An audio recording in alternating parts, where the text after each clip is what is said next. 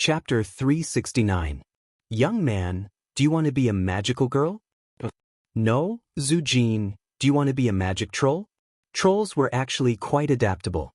Apart from paladins, trolls could advance into almost any profession. Considering that trolls also had the bloodthirst talent of minor berserk, it was generally agreed that trolls should be hunters. Of course, for heroes, the definition of professions was very vague. Just like Zhu Jin, he was a warrior, but he had the agility of a thief. Now, with the infusion of power from the storm altar, Zhu Jin had awakened a new profession, druid. Roar dash, this was the roar of a giant bear. The image of a giant dark bear that was as large as a small hill appeared on Zhu Jin's back. All of the observing giant demons shuddered. Next, there was a clear cry of an eagle. The giant bear image turned into a giant eagle image with gray-brown feathers and a wingspan of over 100 meters. Zhu Jin greedily absorbed the energy of the world, but at this moment, Gul'dan's expression was not good. Zhu Jin's nature power was rejecting the darkness power from entering. Gul'dan could clearly feel that Zhu Jin was merging the darkness power into his berserk bloodline. Because of the boiling blood, it weakened the darkness power. The biggest problem was that the darkness power conflicted with Zhu Jin's awakened talent. If he forcefully injected the darkness power, Zhu Jin would explode and die. Orgrim was staring at Gul'dan. Zhu Jin's subordinates were also staring at Gul'dan. For power, Zhu Jin did not fear death. But could Gul'dan let Zhu Jin die now? They had not even fought a proper battle against the elves, and Zhu Jin, the only one who could control the trolls, was going to die. Regardless of whether Orgrim would let Gul'dan go, the other trolls would be the first to not let him go. The trolls might even fight with the beastmen right in front of the elves. That would not be worth it. Tisk. Gul'dan lightly spat, Nagudalokasaksi. He chanted an incantation, dispelling the darkness power on the runestone. Even though it was still the power of the demon that controlled the runestone, what was being transferred to Zhu Jin was the purer nature power. Zhu Jin's body stopped expanding. It had expanded to its limit, and the blood vessels that were about to explode finally had the space to shrink back. Zhu Jin's eyes suddenly widened, and a terrifying divine light burst out from his fierce and lifelike eyes. I feel power, the power of the great bear and the eagle. It is the power of the earth, it is the power of the sky. Zhu Jin's entire body was suddenly wrapped in green light. In just half a second, Zhu Jin had turned into a huge eagle. It flapped its gigantic wings that were more than 5 meters long on one side, stirring up more than 10 tornadoes on its wings, easily blowing away all the leaves on the towering trees on the periphery of the clearing. The bare tree trunk stood out in the lush and luxuriant forest in the summer. In the next moment, Zhu Jin's body began to shrink again. It wasn't that his power had weakened, but that his power had become more condensed. It was like a retracted fist. Only when it attacked would the effect be even more frightening. Walking down the altar with large strides, Zhu Jin appeared to be even more powerful and spirited. Walking proudly in front of Orgrim, Zhu Jin knelt down on one knee for the first time. Even though the posture was rather crude and unsightly, it was still a kneel. This symbolized the true acknowledgement and submission of the great demon to the orc tribe. Orgrim's chest heaved up and down rapidly. Why did he want to attack the elves from 1,000 miles away? Of course, he knew that the elves were also targets that the tribe had to conquer or destroy. After all, the elves hadn't officially joined the war yet. It wasn't wise to rashly let a powerful opponent join them. If there were additional allies that the orcs could easily accept, or even the loyalty of subordinate races, then it would be a good deal. Now, Orgrim's wait was finally here. Could. Orgrim hurriedly helped Zhu Jin up. I said that the orcs and great demons are brothers. Frustrated that the attributes of the storm altar had changed again, Gul'dan had Gujar destroy the rune lines on the runestone and abandon the altar. Deep into the night, not a single tribe was left. An altar that had lost its effectiveness was worthless. Just as the entire forest was shrouded in darkness, a few figures suddenly appeared near the altar. Despicable great demons. Despicable tribe, they actually destroyed the runestone. The one in front was Aurelia. As the eldest daughter of the Windrunner family and an elf who loved this land, she had always felt that it was her duty to protect it. She knelt down on one knee and inspected the runestone fragments around the altar, a pained expression on her face. The elves' safety barrier, a gigantic magical barrier that had been unbreakable for thousands of years, had been destroyed by Ghoul, then just like that. Duque appeared beside Aurelia and gently pressed his hand on her shoulder. Tomorrow morning, bring the broken runestone to the Silver Moon Council. Aurelia immediately interrupted Duque. I'll go now. Let's see what those blind counselors have to say this time. The most famous Ranger General was filled with a towering rage. There's no rush. Unless Silvery Moon City is directly attacked, it would be troublesome to summon the counselors in the middle of the night. It's tomorrow morning anyway. Duque easily pacified Aurelia. Then what are we going to do tonight? The one speaking was Windsor Windrunner, the third sister of the Windrunner generation. In the original history, she was already the youngest female member of the family. It was a pity that there was still Lilith who was standing beside him. She was the youngest of them all. Did you think that my painstaking effort to get you to ambush Zhu Jin was a waste of effort? At the mention of Zhu Jin, the four Windrunner sisters gritted their teeth in hatred. In Duke's original plan, it would be best if he could directly destroy Zhu Jin. As the most important link between the Beastmen and Great Demons, Chief Orgrim was the most difficult to kill. On the other hand, Zhu Jin was completely defenseless. The current Zhu Jin was no longer the Amani tribe chief who had awakened new powers and caused havoc in Zulun. Unfortunately, even if he found the four Windrunner sisters to work with him, he still could not take Zhu Jin's life. Duque's plan was always one ring after another. Knowing that Ghoul Dan had used the storm altar to strengthen a large number of ogres, Duque had an idea. After Zhu Jin suffered a setback, Zhu Jin would definitely seek greater power. However, Zhu Jin's attributes were incompatible with the storm altar. Chapter 370. In order to maintain control over the trolls, Great Chief Orgrim would definitely let Zhu Jin walk onto the altar, and he could not let Zhu Jin die on the altar. Now, Duque had made the right bet. Ghoul Dan had left early, leaving behind an altar that still had a lot of energy. While the runestone was still intact, Duque could not risk a group of elven girls going berserk and touch it. Furthermore, he did not have the skills to do so. When Ghoul Dan wanted to get the runestone, he did not have the ability to deal with a former demigod warlock, who was now a Breaking Dawn villain. Furthermore, Orgrim and the trolls' elites were all here. Just a few of them running over would be asking for death. Now, everything was different. Something stolen by an enemy would be taken by an ally. The rule of this world was that the ally was the new owner of the item. To return the item to its original owner, a corresponding price had to be paid. Even if the four Windrunner were here, they did not feel that Duque had done anything wrong. Duque bowed slightly, showing respect to one of the important figures behind him. Archbishop Failuther, I'll have to trouble you. Ghoul Dan's sorcery was impossible to defend against.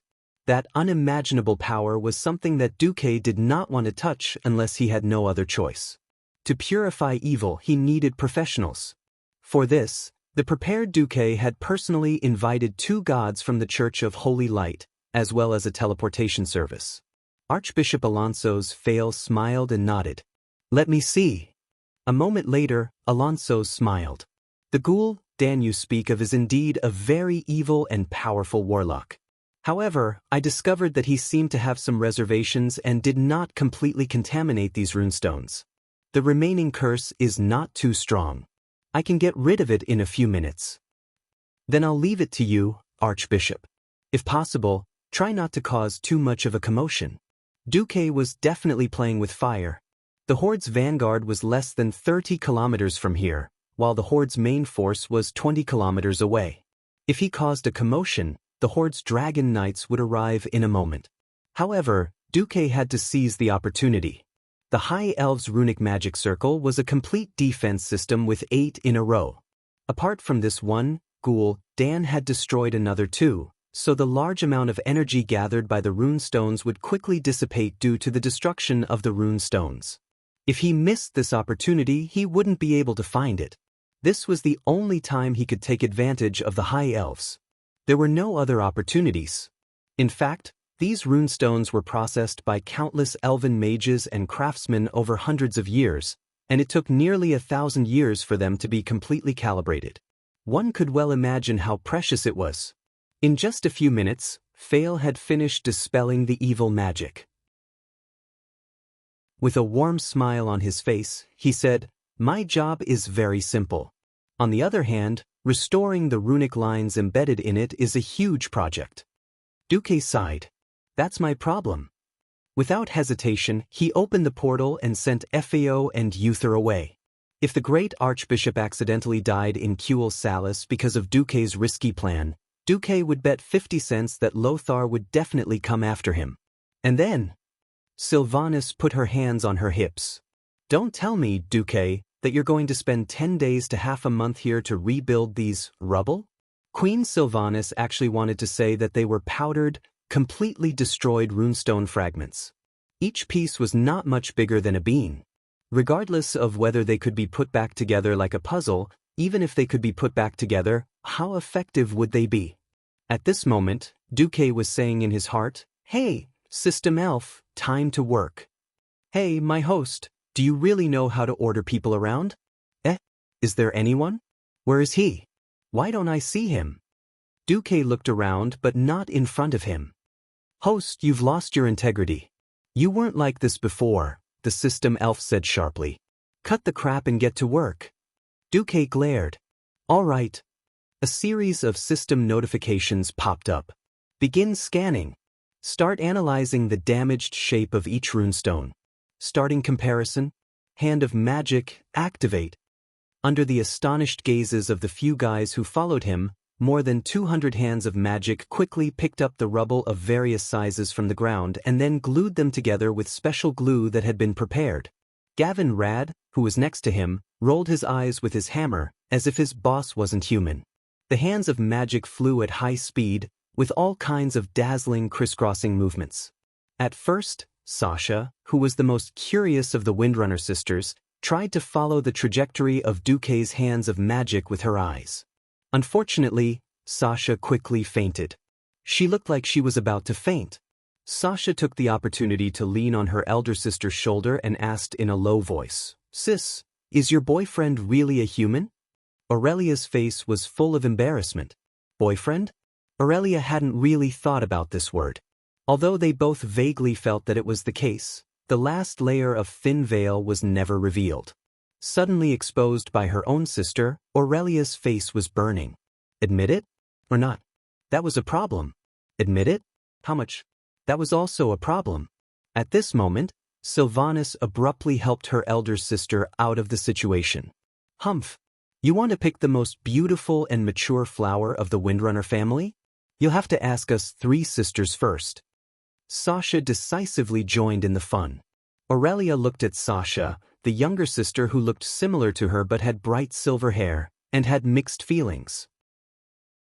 She didn't know how to tell her sister that if they successfully saved Cuel Salis this time, she and Sylvanas would become Duque's vassals according to the agreement. There was a sense of reluctance to part, but also a sense of confusion that this seemed to be a good thing. While the 3 sisters were fooling around, Duque had finished reassembling the runestone. A completely 3D runestone pattern that had been magnified 10 times appeared in Duque's spiritual sea.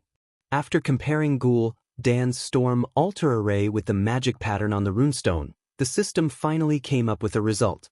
It was the result of thousands of elven mages' calculations for hundreds of years. Just like how Duque reverse-deduced a complete spell from a simple magic model, he easily deduced how the complete storm altar system worked based on the leftover materials. Done. Duque raised his hand, and the runestone that had been reconstructed immediately disappeared in the wind. He turned to look at the rest of the runestone fragments. Using Gavinrad almost as a 3D printer, Duque held Gavinrad's arm with Hand of Magic and began to guide him in processing the fragments. After a whole hour, a brand new storm altar appeared in front of everyone. "Young man, do you desire power?" Duque asked Gavinrad absent-mindedly. Chapter 371. I already believe in the holy light, Gavin Rad immediately replied. I'm not asking you to change your faith. I'm just asking if you're interested in mastering a new, stronger power, Duque replied seriously. I think I'm strong enough. Gavin Rad was a little skeptical about Duque's recommendation. Come on, I'm not saying that the power of the holy light isn't good, but the power of the holy light lies in the piety of the heart. Your piety is only slightly above average. So even if your foundation isn't bad, you're still the weakest among the first-generation holy knights. Duque immediately hit Gavin Rad's sore spot. In terms of martial arts, Gavin Rad wasn't much worse than the other three. The only person whom Gavin Rad was convinced of was Sai Dathrahan. But the power of the holy light came from the heart. The more pious one was, the more passionate one was about the holy light, and the stronger the holy light. After being blessed by the holy light, Uther became the one who could fight the most. He was tied with Turalian for second to last. Well, the weakest was Reginald Windsor. Okay, what power is that? The power of the storm. More accurately, the power of thunder. Huh. At this moment, Gavin Rad was tempted. This had nothing to do with the characteristics of the holy knight profession. On one hand, it was a matter of potential. This was the path of the holy light. He had reached the end of it. He wasn't as good as the best, but he could not become the best. On the other hand, as a knight from Stormwind City, Gavin Rad Bad Luck had good virtues and a martial family heritage. And the fundamental difference between him and Uther and the other first-generation holy knights was hatred. The hatred of being slaughtered by the orcs. Every family in the country had victims, and every Stormwind citizen had a deep hatred for the orcs. His little grudge was nothing much. But the path of the holy light did not allow for personal hatred. Gavin Rad could only suppress the anger in his heart and try to numb himself, telling himself that it was a selfless battle. In reality, he had failed. So his holy light power was near the bottom among the first-generation holy knights. If I'm not wrong, you can become a storm knight. Are there any risks? Calm down. When you're in danger, won't you activate invincibility? Oh, activate Holy Shield technique? With that thought, Gavin Rad decided to do it. With the same trepidation as the ogre, Gavin Rad stood at the center of the altar. At this time, everyone was shocked to find that the altar was still in a state of being unable to be activated. According to the simplest estimation, it would take 5 pharaohs to activate. At this moment, Duque put on a magnificent performance. True mirror image, Duque's figure suddenly became blurry, and a blue Duque walked out from Duque's body. It was obvious that the one who walked out was a doppelganger. However, in less than a tenth of a second, the doppelganger that walked out of the doppelganger's body was quickly dyed with real colors, like a child playing a coloring game. In the blink of an eye, it was impossible to tell the difference between the doppelganger and the original Duque. 2 Duques came out, then 3 Duques. In the end, a total of 5 Duques walked out of the original body. Unlike the Orc Sword Saint's rigid mirror image, which had the exact same movements as the original body, Duque's doppelganger seemed to be completely independent of the original body. They took different steps, and Duque, who was walking to the furthest position, jogged over. The 2 further away were walking at a brisk pace, while Duke's avatar, who was closest to them, was practically crawling. Different expressions, different movements. Such a vivid performance left the Windrunner sisters speechless. Second sister, are my eyes playing tricks on me? Why does it look like there are many brothers-in-law? Sasha shook her second sister's shoulder in astonishment, not even realizing that she had used the wrong address. It was also Sylvana's first time seeing this divine skill of Duque's. She tried her best to observe and spread out her senses, and only after a while did she realize the difference between the doppelganger and the original body. The doppelganger did not breathe and there was no smell. However, the doppelganger had a real body. She felt the air that the doppelganger created when it moved forward, forming a weak wind. Aurelia was dazzled, and very naturally, she remembered the first time she met Duque. It was a chance encounter, and she thought that she had met a ghost, but she found a magical mage seedling. And when Duque was killed for the second time, she happened to witness it. To be honest, she still had not figured out what happened back then. But now, she felt that most of her doubts were explained. Duque was definitely a super magic genius. Of course, no one knew that Duque had killed the chief of the Fireblade clan, Sword Saint Dar Triple Bloodblade, to get mirror image of truth. After everything was ready, the 5 doppelgangers of Duque began to cast spells at the same time under the control of the system elf. The principle was not much different from controlling Hand of Magic. In the eyes of others, it was cool. 5 doppelgangers that could chant different spells at the same time. With this talent, this magical method, the Windrunner sisters began to understand why Duque could rise so quickly in such a short time. It was almost the same as when Ghoul Dan activated the altar. But because the pollution of the altar had been dispelled by Archbishop Fail, the tornado in the sky was golden and white. The mighty power of the lightning in the sky was broken down into countless threads and entered Gavin Rad's body, modifying the body of the first Holy Knight who was killed by Arthes in history. Lightning flashed and thunder roared. Such a large-scale phenomenon could not be hidden from anyone. 40 kilometers away, Ghoul Dan, who was breaking the second runestone defense line in the Long Song Forest, was suddenly alarmed. Someone actually restored the storm altar? That's impossible. You guys, go and take a look. Unfortunately, Ghoul, Dan, Google, and the few remaining warlocks of the Shadow Council were busy. They planned to use a new batch of runestones to build a new altar and could not leave at all. Having no choice, Ghoul Dan could only order Talon Gorfiend, the first Death Knight in the world who had been strengthened by the Storm Altar, to go and take a look. Distance was an important factor.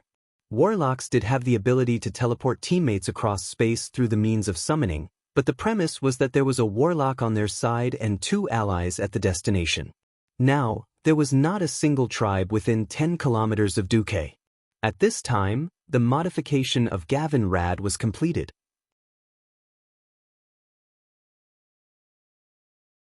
Chapter 372. Gavin Rad now had a hammer. It was his original physical hammer, as well as the Tempest hammer, which was formed by the power of lightning in his left hand. Walking out of the altar, every step Gavin Rad exuded a terrifying power that was no weaker than Thunderstrike.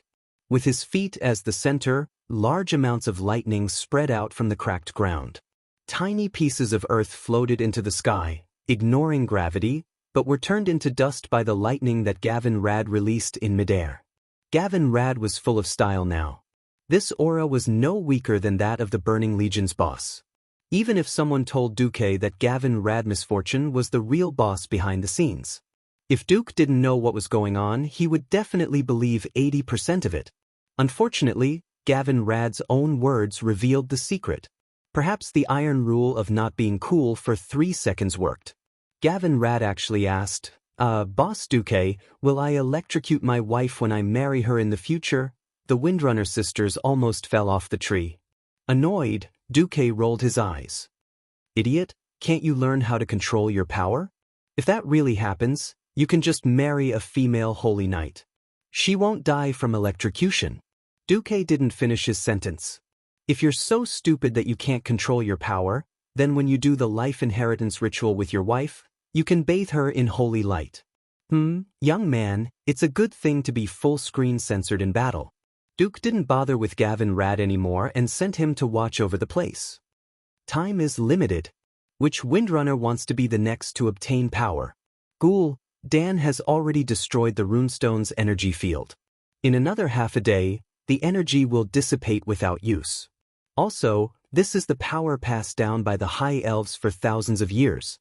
The 4 Windstalker sisters looked at each other, none of them able to move their feet. Duke's next sentence caused the 2 sisters to be unable to remain calm. This is the Storm Altar. An altar that can awaken the power of those with suitable attributes. There are only 3 types of awakenings: thunder, fire, and wind. The power of the wind. This was a temptation that no Windrunner could resist. Once upon a time, the Windrunner were proud of their unparalleled archery skills. In their hearts, there was nothing that they could not kill with a single arrow. Unfortunately, more and more powerful monsters overturned their thoughts. A death knight who wouldn't necessarily, even if his head was pierced through. An ogre with 2 heads and 3 hearts. According to Duque, in the Draenor world where the orcs were originally from, there was a powerful creature that ruled over the ogres. Their name was Galin. These terrifying creatures usually had a height of more than 10 meters, a huge body, and unparalleled brute force. In the coming days, they were likely to become the orcs' tools of war. They couldn't imagine the terrifying behemoth rampaging through the elven battle formation. Improving himself was already an urgent need. In addition, it was the power of the wind. The Windrunner's prime power. There was no way to refuse. As the eldest sister, Aurelia was the first to stand up. Duque, is this power safe? Duque sighed. This is the power left behind by your high elf ancestors. It has even been purified by the holy light. Alright, I'll go first. When I'm sure it's safe, I'll let you guys come too. Aurelia's beautiful figure stood in the center of the altar. Duque quickly began to cast the spell. After a short spell, there was no terrifying lightning and thunder like when Gavin Rad was awakened. Instead, a gentle whirlwind appeared around Aurelia. It was gentle and soft, like a mother caressing her child and murmuring a nursery rhyme in her ear. The feeling of the breeze caressing their faces was very comfortable. It was so comfortable that everyone present felt like falling asleep. Everyone heard the sound of the wind. Puff, puff, puff. It was the pulse of the earth and the breath of the sky. Gently opening her arms, Aurelia let her whole body bathe in the wind. In the wind, there was the scent of grass, the fragrance of the earth, and the unique fragrance of the forest. Listening to the sound of the wind and receiving its teachings, Aurelia was in a trance, as if she was intoxicated. The rapid energy reaction on the altar gradually subsided. The 3 Windrunner sisters watched their eldest sister, who was sitting down in the middle of the altar, and their hearts tightened. The most rebellious and easily agitated Servanas stared at Duque. Duque made an okay gesture, but then realized that they didn't understand, so he gave a thumbs up. Even though they were relieved, the 3 Windrunner sisters still stared at their eldest sister nervously. Suddenly, Aurelia, who had her eyes closed, stood up. She took out her longbow and pulled the bowstring, but she didn't nock an arrow. Shooting without a bowstring was the foundation of archery. What was their eldest sister doing? Aurelia's next action told everyone the answer. She shot an arrow. When she pulled the bowstring into the shape of a full moon, a gust of wind blew around the altar. The storm was gathering, obeying Aurelia Windrunner's request, voluntarily forming a wind arrow in less than half a second. This wasn't an illusion. The 3 Windrunner sisters saw the scene where the arrow should have been knocked change. Under normal circumstances, such a scene would only occur when the high temperature caused the water vapor on the ground to evaporate, distorting the light. Now, it appeared in Aurelia's hands. As the 2 tender fingers loosened, the sound of the bowstring vibrating suddenly rang out. However, there was no sound of the arrow being shot. No one could see the arrow's trajectory clearly. Everyone just instinctively looked in the direction the bow was aimed at. 1 second, 2 seconds, 3 seconds. When the time reached 3 seconds, there was a reaction 500 meters away. A huge flower of blood bloomed on the treetops. For humans, it was already beyond the limit of their eyesight. To them, it was just a small dot. For the elven rangers with amazing eyesight, it was a huge test. However, the 3 Windrunner sisters saw it. Unparalleled accuracy. A powerful shot. 500 meters away, an arrow pierced through the troll's chest. Starting from the chest, the troll's entire body exploded into countless pieces. It was a troll scout. It wasn't easy to find this guy, who was good at hiding and had the same color as the forest, from 500 meters away. Not to mention this kind of attack that was almost beyond visual range. Aurelia finally opened her eyes, a warm smile on her dignified face. My sisters, I strongly recommend you to explore the limits of your power.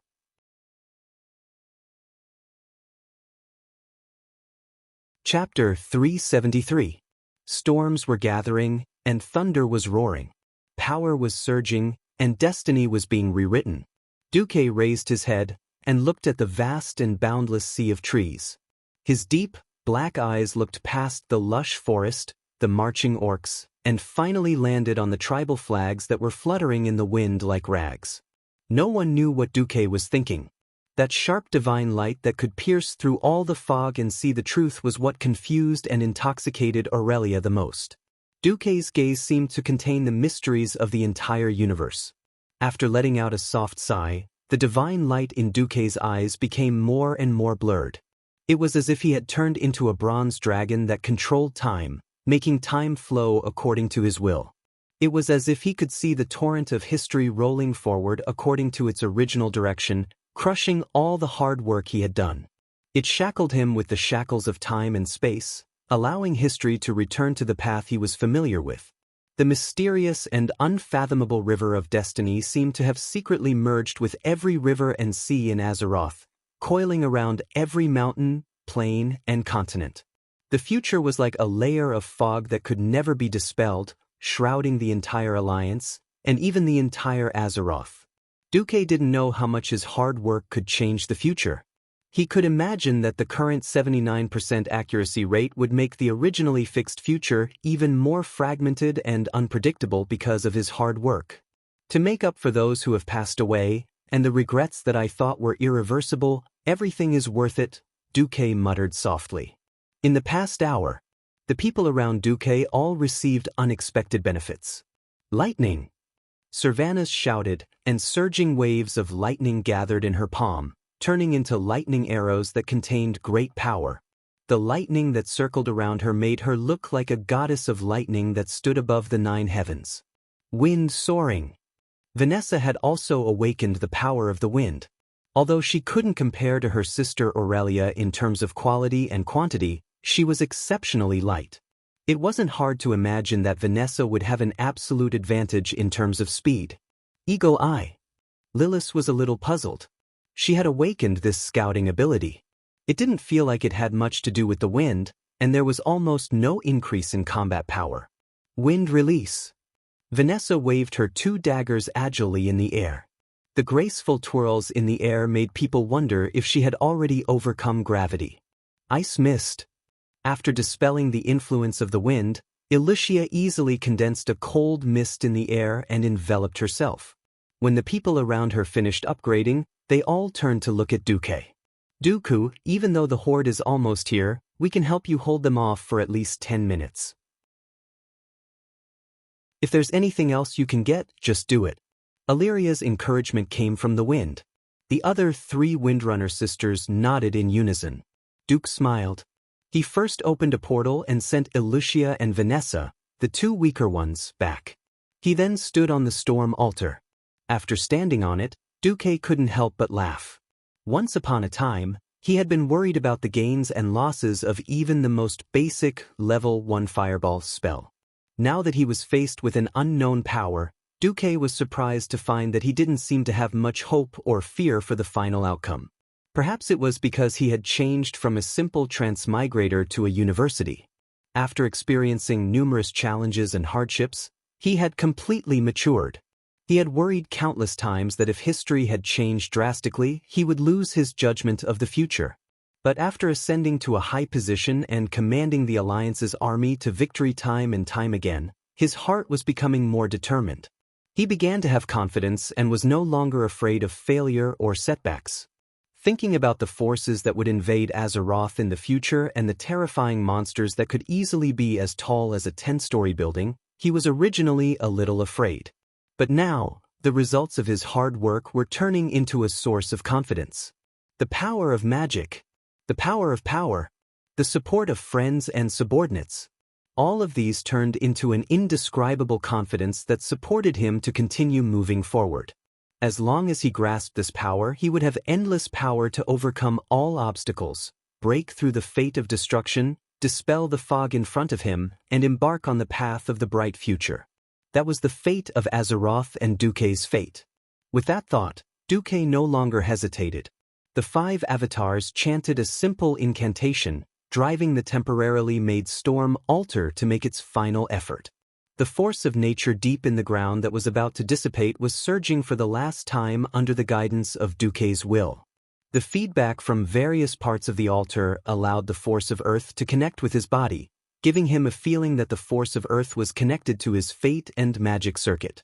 The next moment, a strong gust of wind blew in the sky again. Countless drifting forces in the air gathered in the direction of the storm altar in an even more exaggerated and majestic manner than the people who had awakened before. It was a giant tornado that hovered 100 meters in the air and had a diameter of more than 5 kilometers. For a moment, Aurelia and the others all turned to look at it. Countless long purple-blue lightning bolts were twisting in the air above the storm altar like spiritual snakes. The high-energy lightning chains disintegrated and filtered all impurities, making the wind blowing on the altar extremely cool and clean. The cool breeze wrapped around Duque's limbs and blew away all the dirt on Duque's body. The lightning came to Duque's head and turned into countless tiny harmless electric currents that entered Duque's shoulders and flowed throughout Duque's body. The strange feeling of the lightning entering his body was not the numbing feeling of destruction that he had imagined. Instead, it was a little strange. In the slightly numb feeling, Duque felt that his body was becoming more and more resilient under the stimulation of the electric currents. And the special understanding of wind, lightning, and fire began to spread to the depths of his soul. This was not an empty experience that came through incantations or spells. This was the most direct and unobstructed contact with the force of nature. It was precisely because of this rare experience that he had rooted in the deepest part of his heart that the power of his magic would definitely reach a higher level. In Duque's vision, the emerald green system notification was jumping wildly along with the surging storm power in the air. Congratulations, host, you have mastered the power of wind and lightning. You have comprehended and mastered the special improved spell, Thunder Spear. You have mastered the thunderstorm wall. You have mastered the electric shield.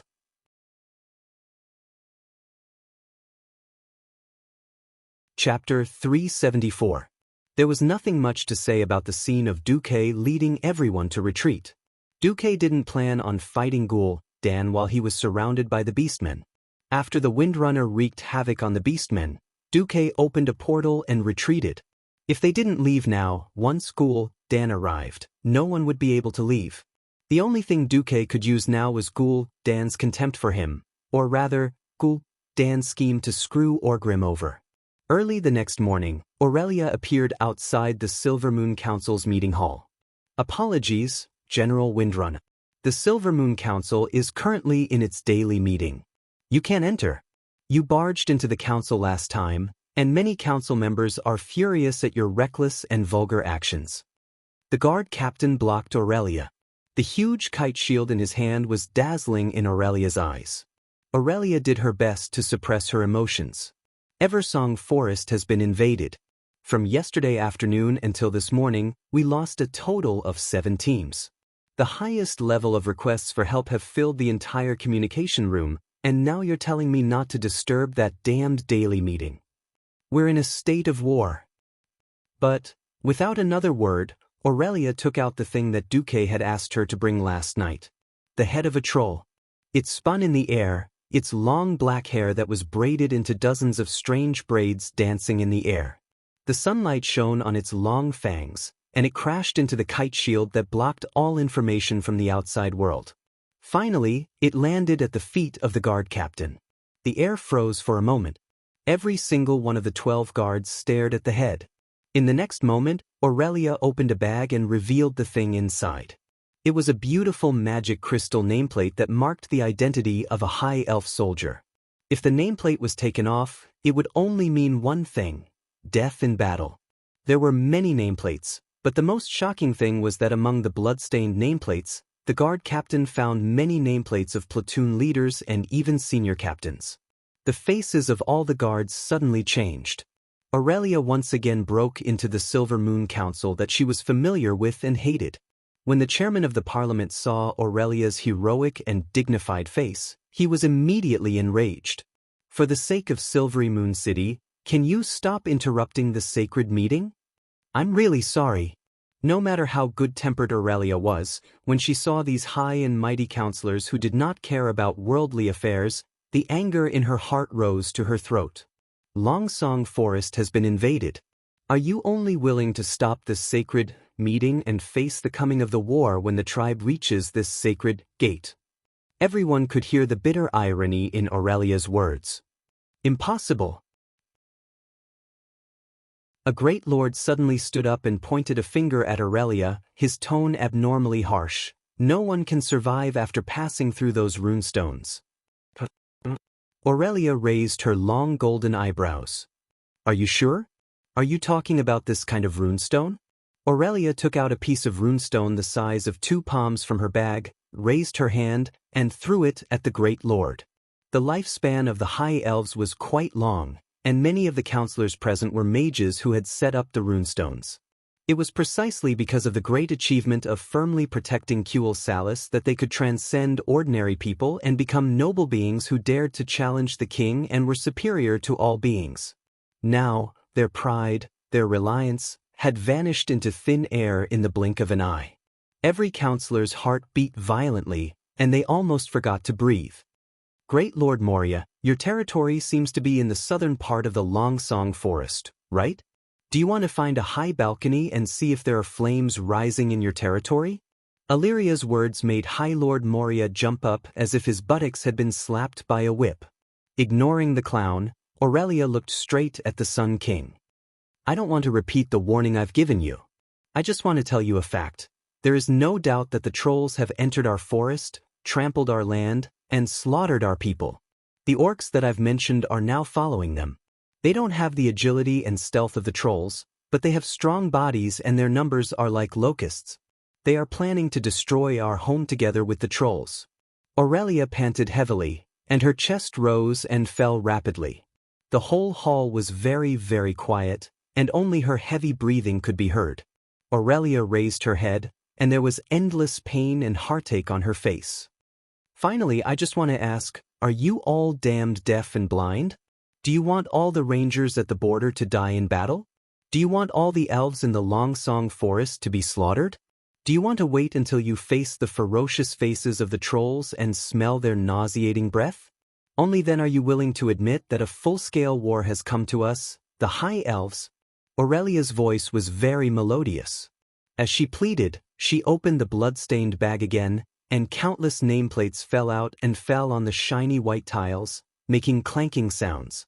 Whether it was the king, the speaker, or the counselors, the pupils of all the elves suddenly shrank, and they stared at the nameplates for a long time, speechless. They looked at the fresh troll head presented by the guard captain. The Sun King, a Nastrian Sunstrider, burst out with a loud roar. Damn, this time, the Sun King's outburst was not because of Aurelia. The Elven King slapped the troll's head hard, and it flew into the air. The head did not have a chance to fall to the ground, because in mid-air, it had been instantly incinerated by the Sun King's destructive flames. The high-temperature embers scattered on the floor of the Silvermoon Council's meeting hall. The Sun King furrowed his brows, and his eyes that were muddy most of the time became as sharp as a sword. The trolls dare to invade our home? Anastrian was completely enraged. They dare to do this? He looked up, and his expression was like that of a furious brown bear. We will let them use their lives and blood to wash away their sins. Gather our warriors, gather our rangers, we will launch an all-out attack on the trolls, drive them out of our forest, and use their heads to build our new border.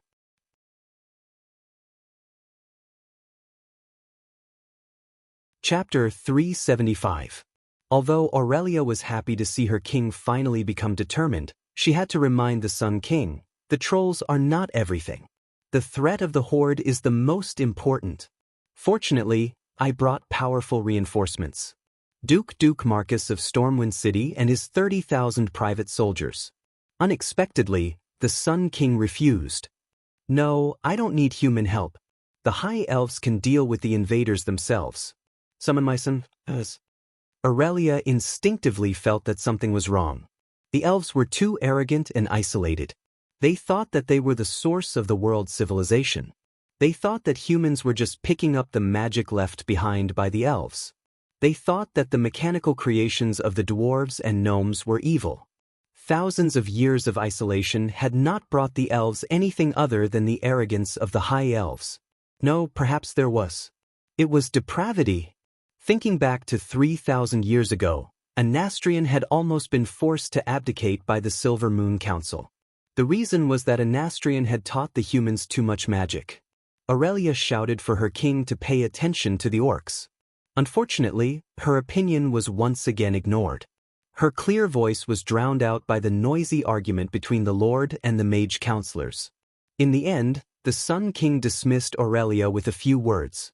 "Thank you for informing me again, my Ranger General. Now is the time for you to fulfill your duty. Bring your Ranger troops and stop all the trolls. Before our army arrives, I do not wish to hear more news of the fall of the trolls." Wait, where are the reinforcements? Our losses are already very severe. More than half of the troops have been crippled, and we have less than half of our full strength. Aurelia tried to argue. There are no reinforcements. Even if you can't do it, you must do it. The country let you lead the Ranger troops to pacify the border. Yes, evacuating the people is also your duty. If you can't stop them, then bury yourself there too. What a joke.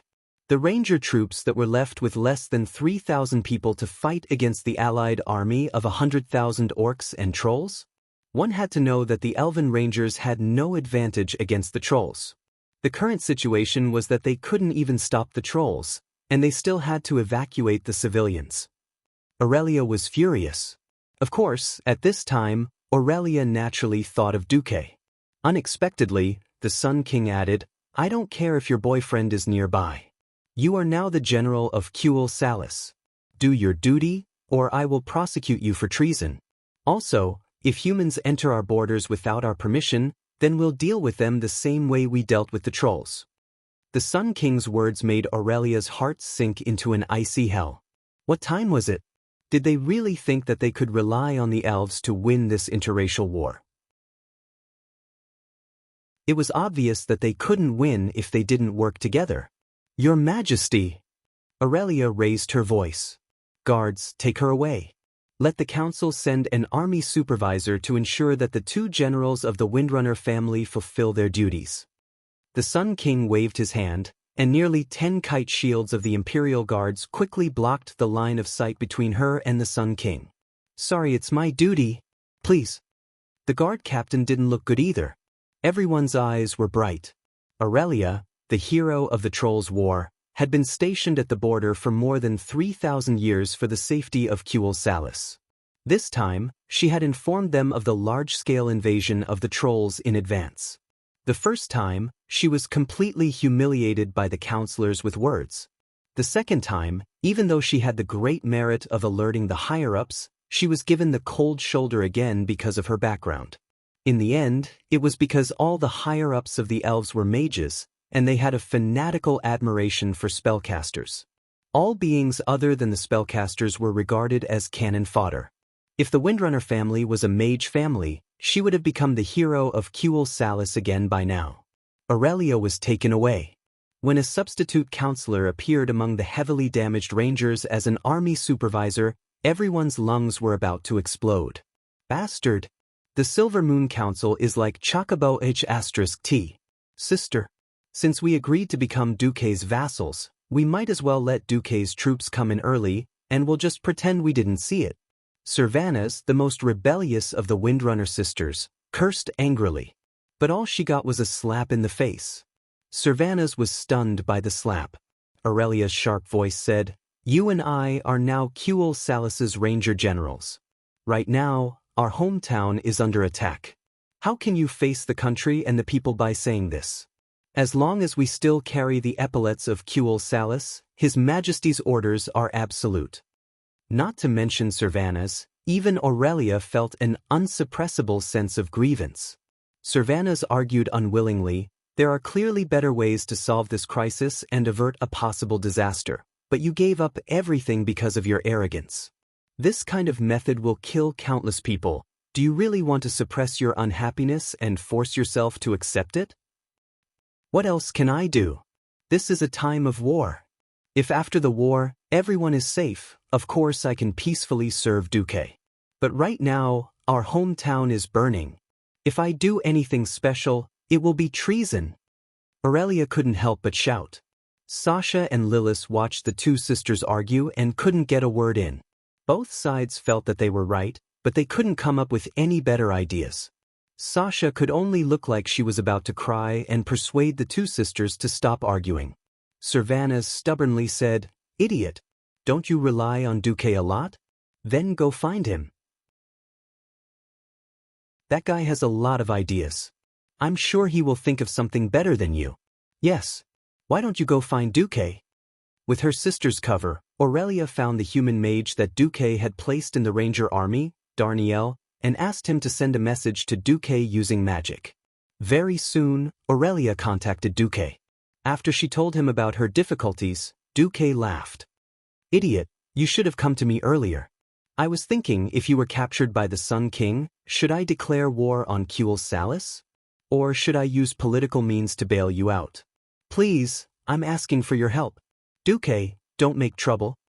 Aurelia sounded like she was about to cry. "You must be joking. This joke isn't funny at all. Alright, leave the task of delaying the orcs to me. You focus on organizing the evacuation of the people? What do you plan to do? Your soldiers can't cross the border. I promise that not a single soldier from the Alliance or Stormwind will cross the border."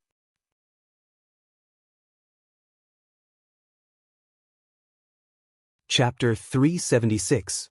Once again, it was proven that Aurelia had once again underestimated Duque's intelligence. Or rather, she had underestimated Duque's ability to play with words. On this day, more than 5,000 goblin spirit robots strode across the Salis border, which was no longer under the control of the elves. The Windrunner sisters were dumbfounded. They were completely dumbfounded. This is possible? Aurelia looked at Duque on the other side of the border. Why not? Duque put his hands on his hips. Is it wrong for a toy to accidentally cross the border?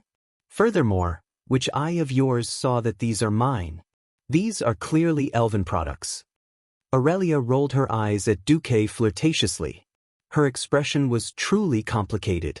She was gratified, but also did not know whether to laugh or cry. In theory, these goblins belonged to the elves. But did he not see the words Salis 10,086 Border Guard written in the human language on the outer shell of the goblin's armor? Of course, the elves would not have such a terrible designation, nor would they use a language other than the High Elves' language. They would also not have these gnome-style robots that would affect the appearance of the elves. Silvermoon City also had battle puppets, but those magic puppets were all round and curvaceous. They were obviously arcane style. In any case, not a single human soldier had crossed the border. In order to avoid suspicion, Duque had even transferred Darnielle back. A perfect game of words. Duque naturally would not do such a thing for the T Sun King. He only did it for the Windrunner sisters. More accurately, it was for Aurelia. Aurelia was very clear what Duque had paid for this. Duque had set up a fully automated robot production line in Karazhan. Naturally, Khadgar would help Duque with the work. To transport so many goods over, Duque had to do it himself. Duque was still not strong enough. He could only transport no more than 1 ton of people or goods at a time. Even so, Duque was exhausted. He was like a dead dog for the whole day. However, it was enough to receive a grateful look from Aurelia. He had to fight in the horde, and he had to pick up girls along the way. Nothing could be more perfect than that.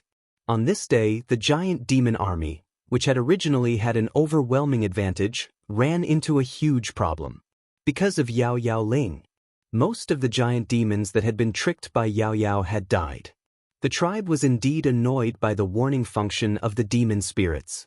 No one had expected that the combined power of the Yao Yao spirit and the Elven Ranger would be so amazing. Those seemingly silly mechanical creations wandered aimlessly in the Long Song forest.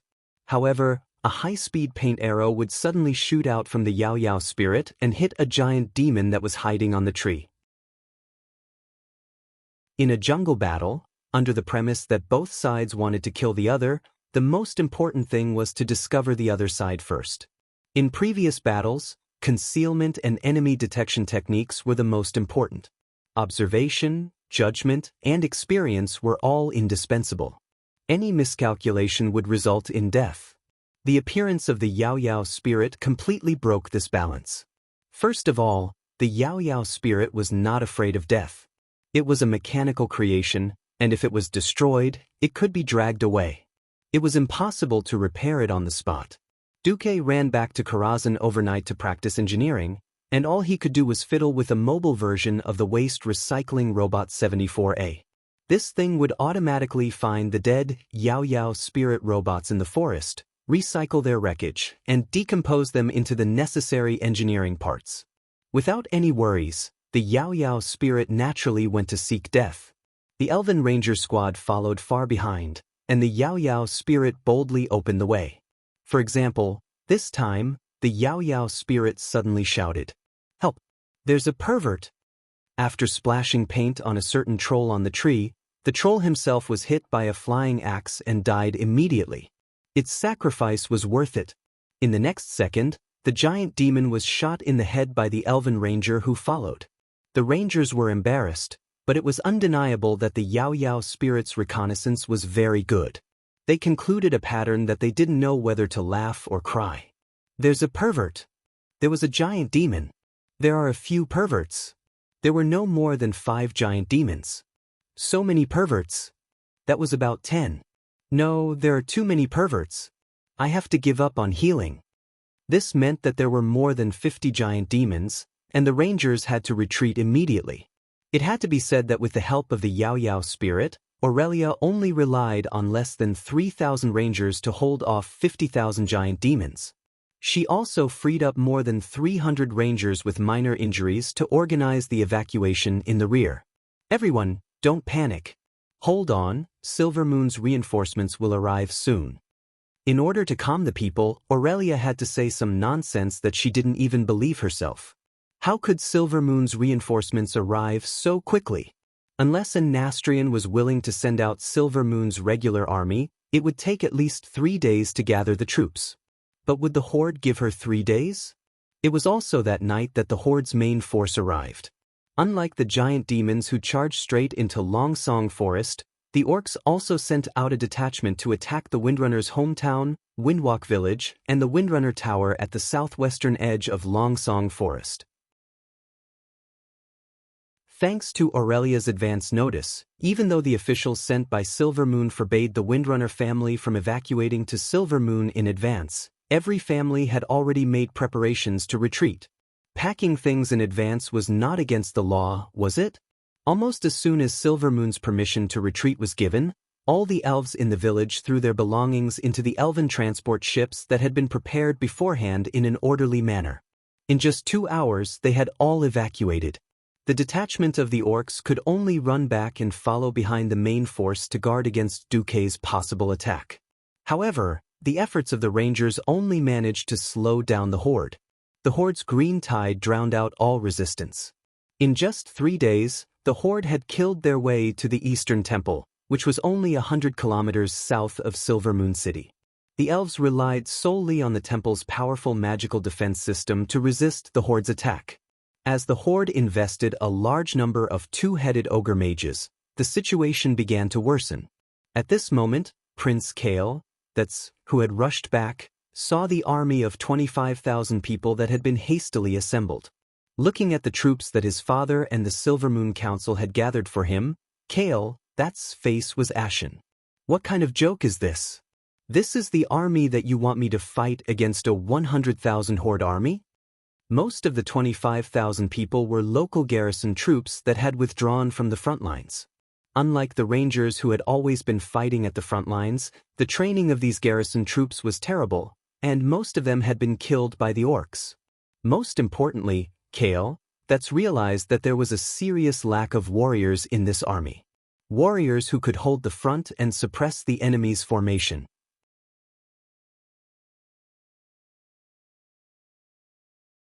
Chapter 377. I'm sorry, my child. This is the strongest army I can gather for you. Kale, that's looked excited. For the sake of the well of the sun. Didn't I keep sending letters to my father a year ago to tell him about the threat of the tribe? All the motions to prepare for war were rejected by the council. The reason was that Salis was not at risk of being affected by the flames of war, so there was no reason to increase the defense budget. In fact, until 3 days ago, the councillors still believed that the runestone array was invincible. Now, the entire Salis is in chaos, and the country seriously lacks pre-war mobilization. We are very passive. The Sun King sighed deeply, his face filled with worry and resentment. Council, Silver Moon Council again. The cancer that imprisoned the entire High Elves and rejected all progress and change. The resentment in his heart almost caused Kale, that's chest, to explode. No matter how well educated he was, he had the urge to scream and vent his anger.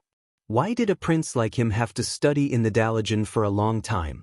To put it nicely, it was to let the prince go out to absorb new knowledge.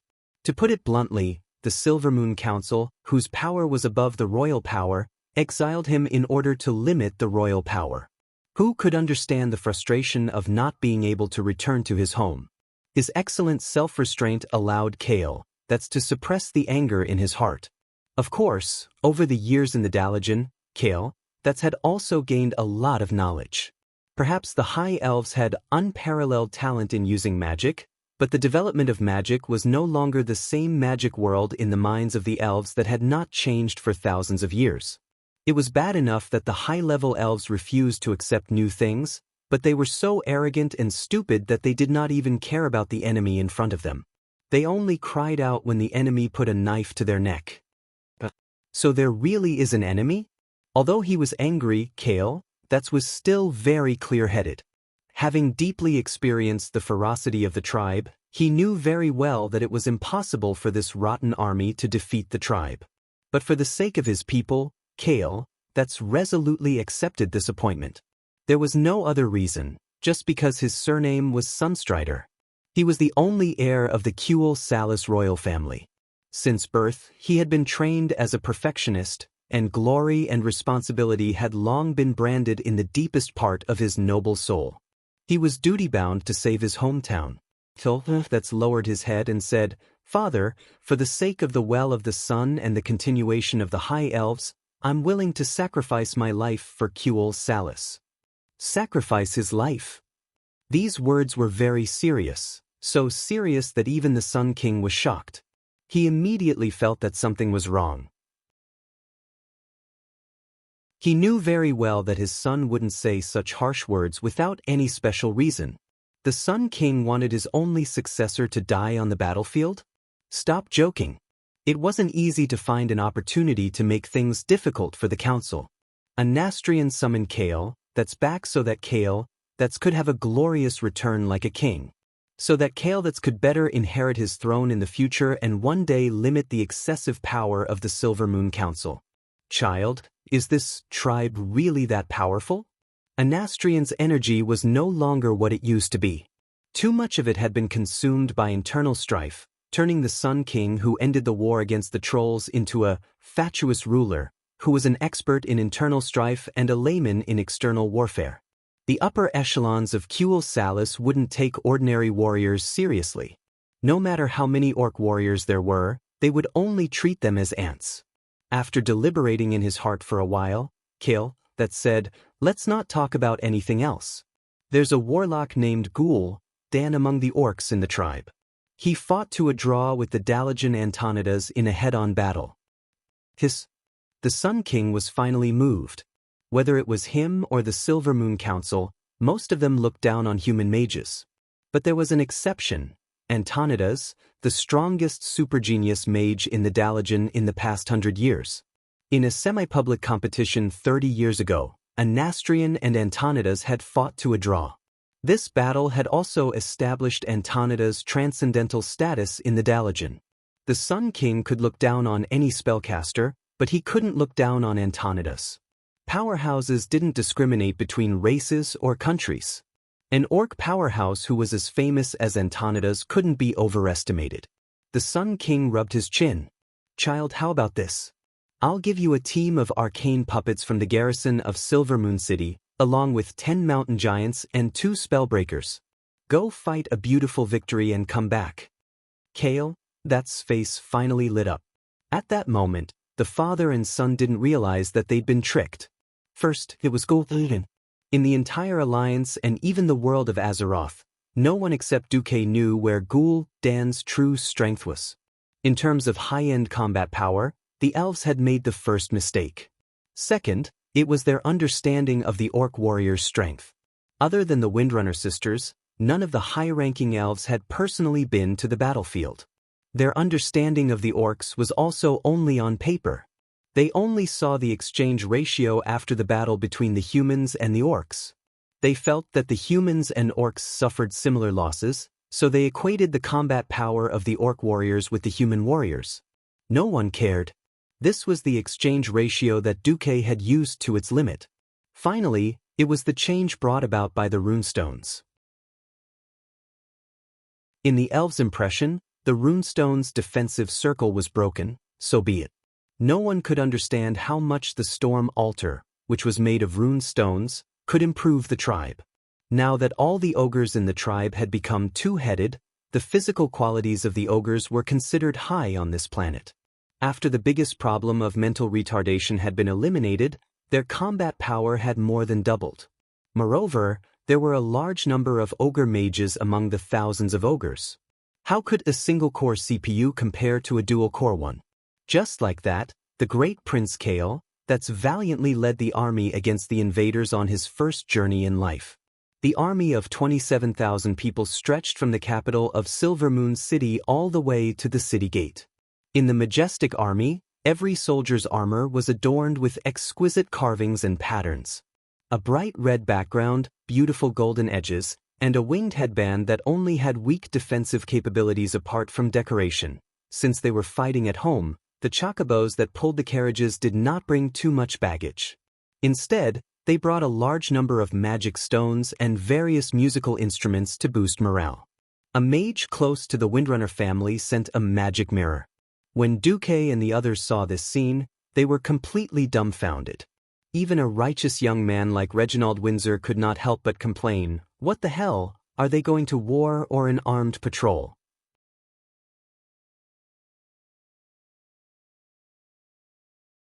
Chapter 378.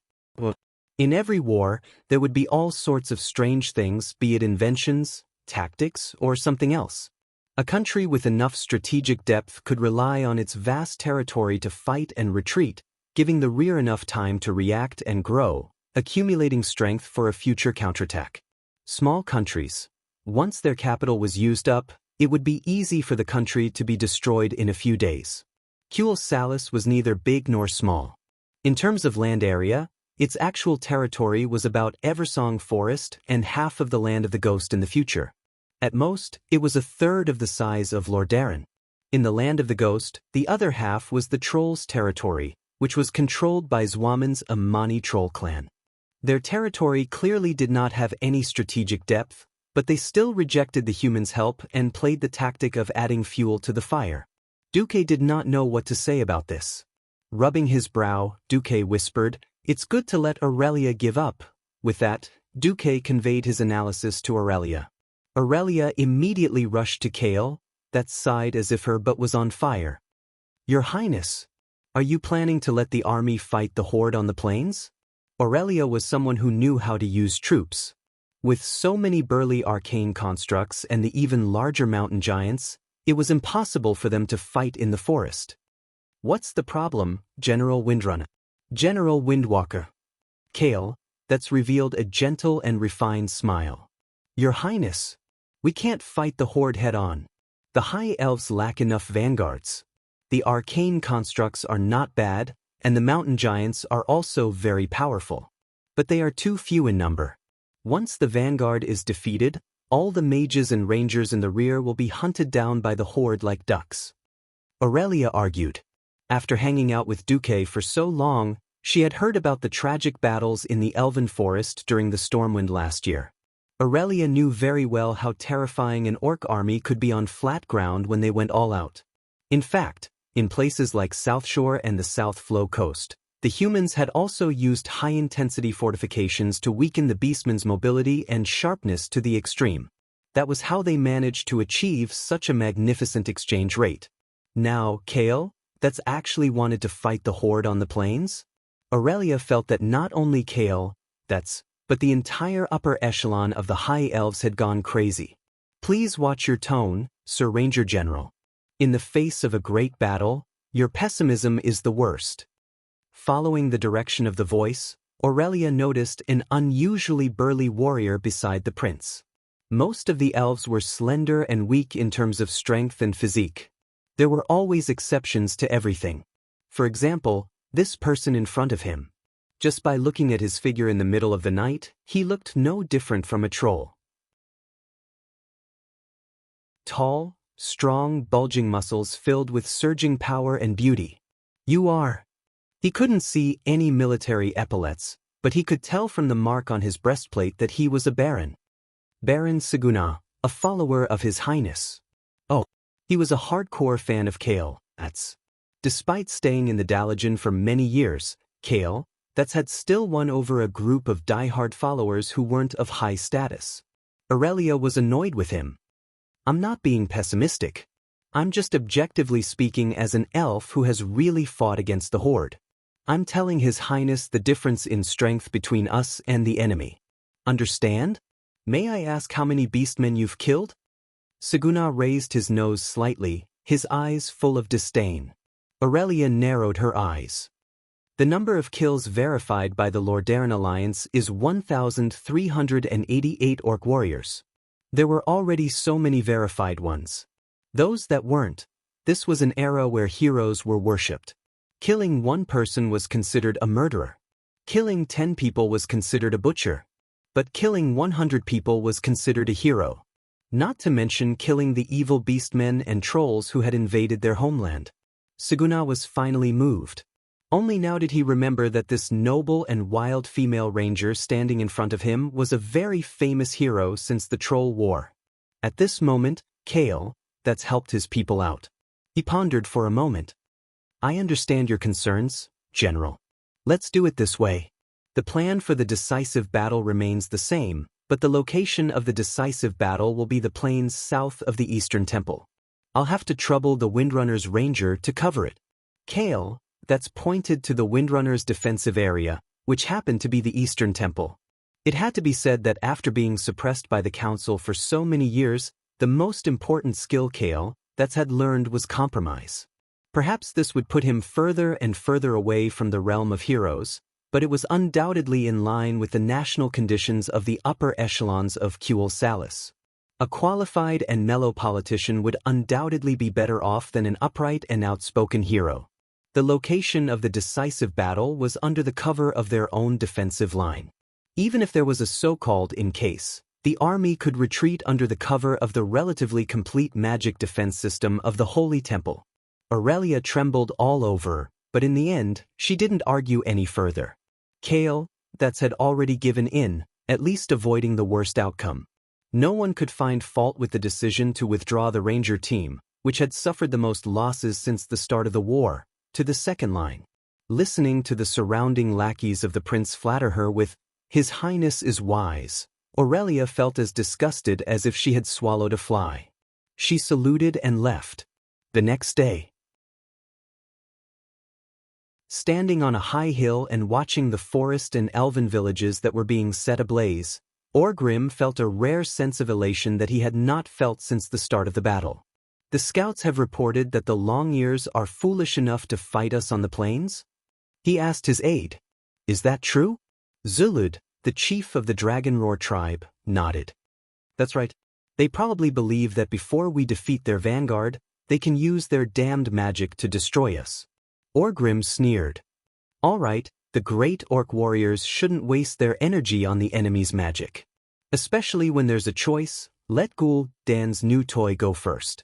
The second battle of the Dark Portal, a completely different battle of Kuel Salis, officially began on the 2nd of June. Hoot hoot hoot hoot. The distinctive horn of the High Elves sounded. The horns of the Horde were usually rough and bold, while the horns of the Alliance were majestic and heroic, While the horns of the Elven Alliance were king, the horns of the Elven Alliance were completely used as trumpets. There were even buttons on the trumpets that could be played with cadence. The Elven army, which the royal Sunstrider family had high hopes for, walked out of a lush green forest. The entire enemy's formation was presented in front of these elves who hadn't fought for nearly 3,000 years. The elves sneered. The horde's formation was too scattered, like a group of beggars gathered together.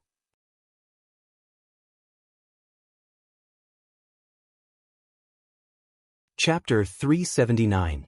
There were all kinds of equipment on the tribe's side.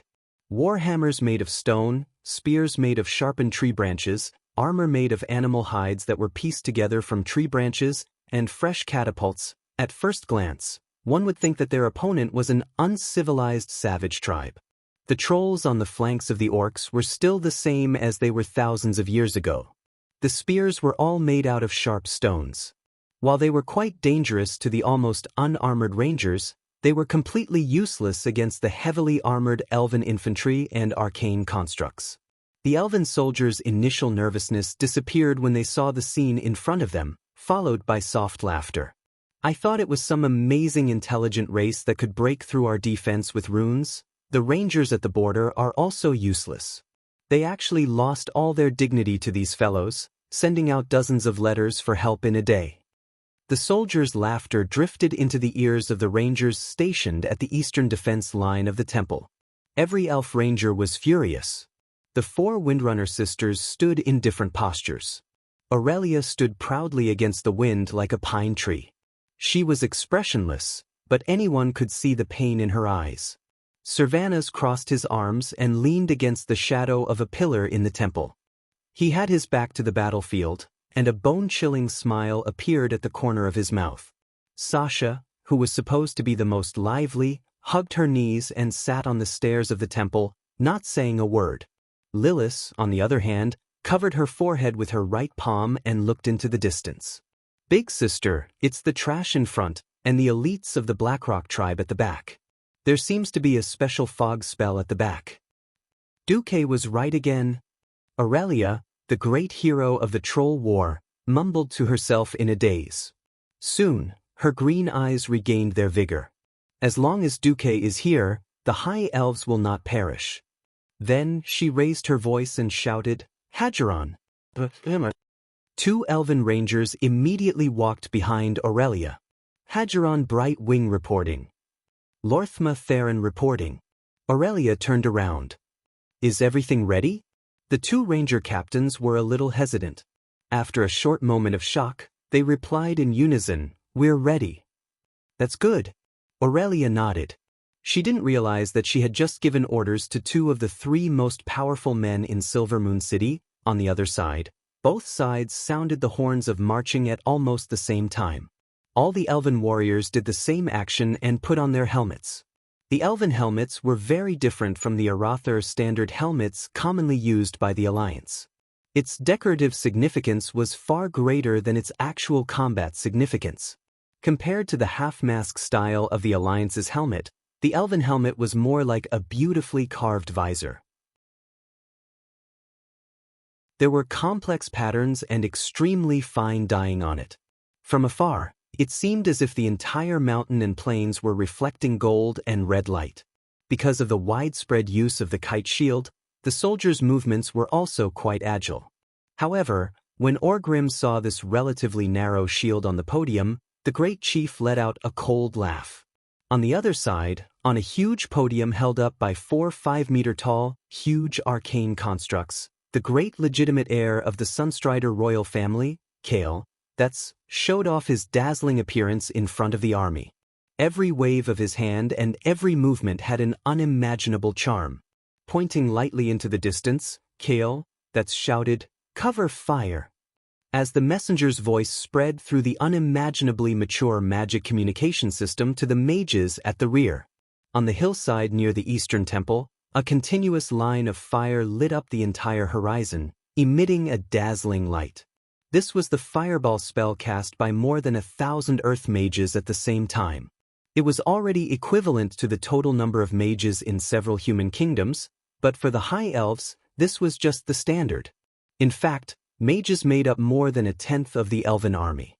The momentum created by so many mages was incomparably terrifying.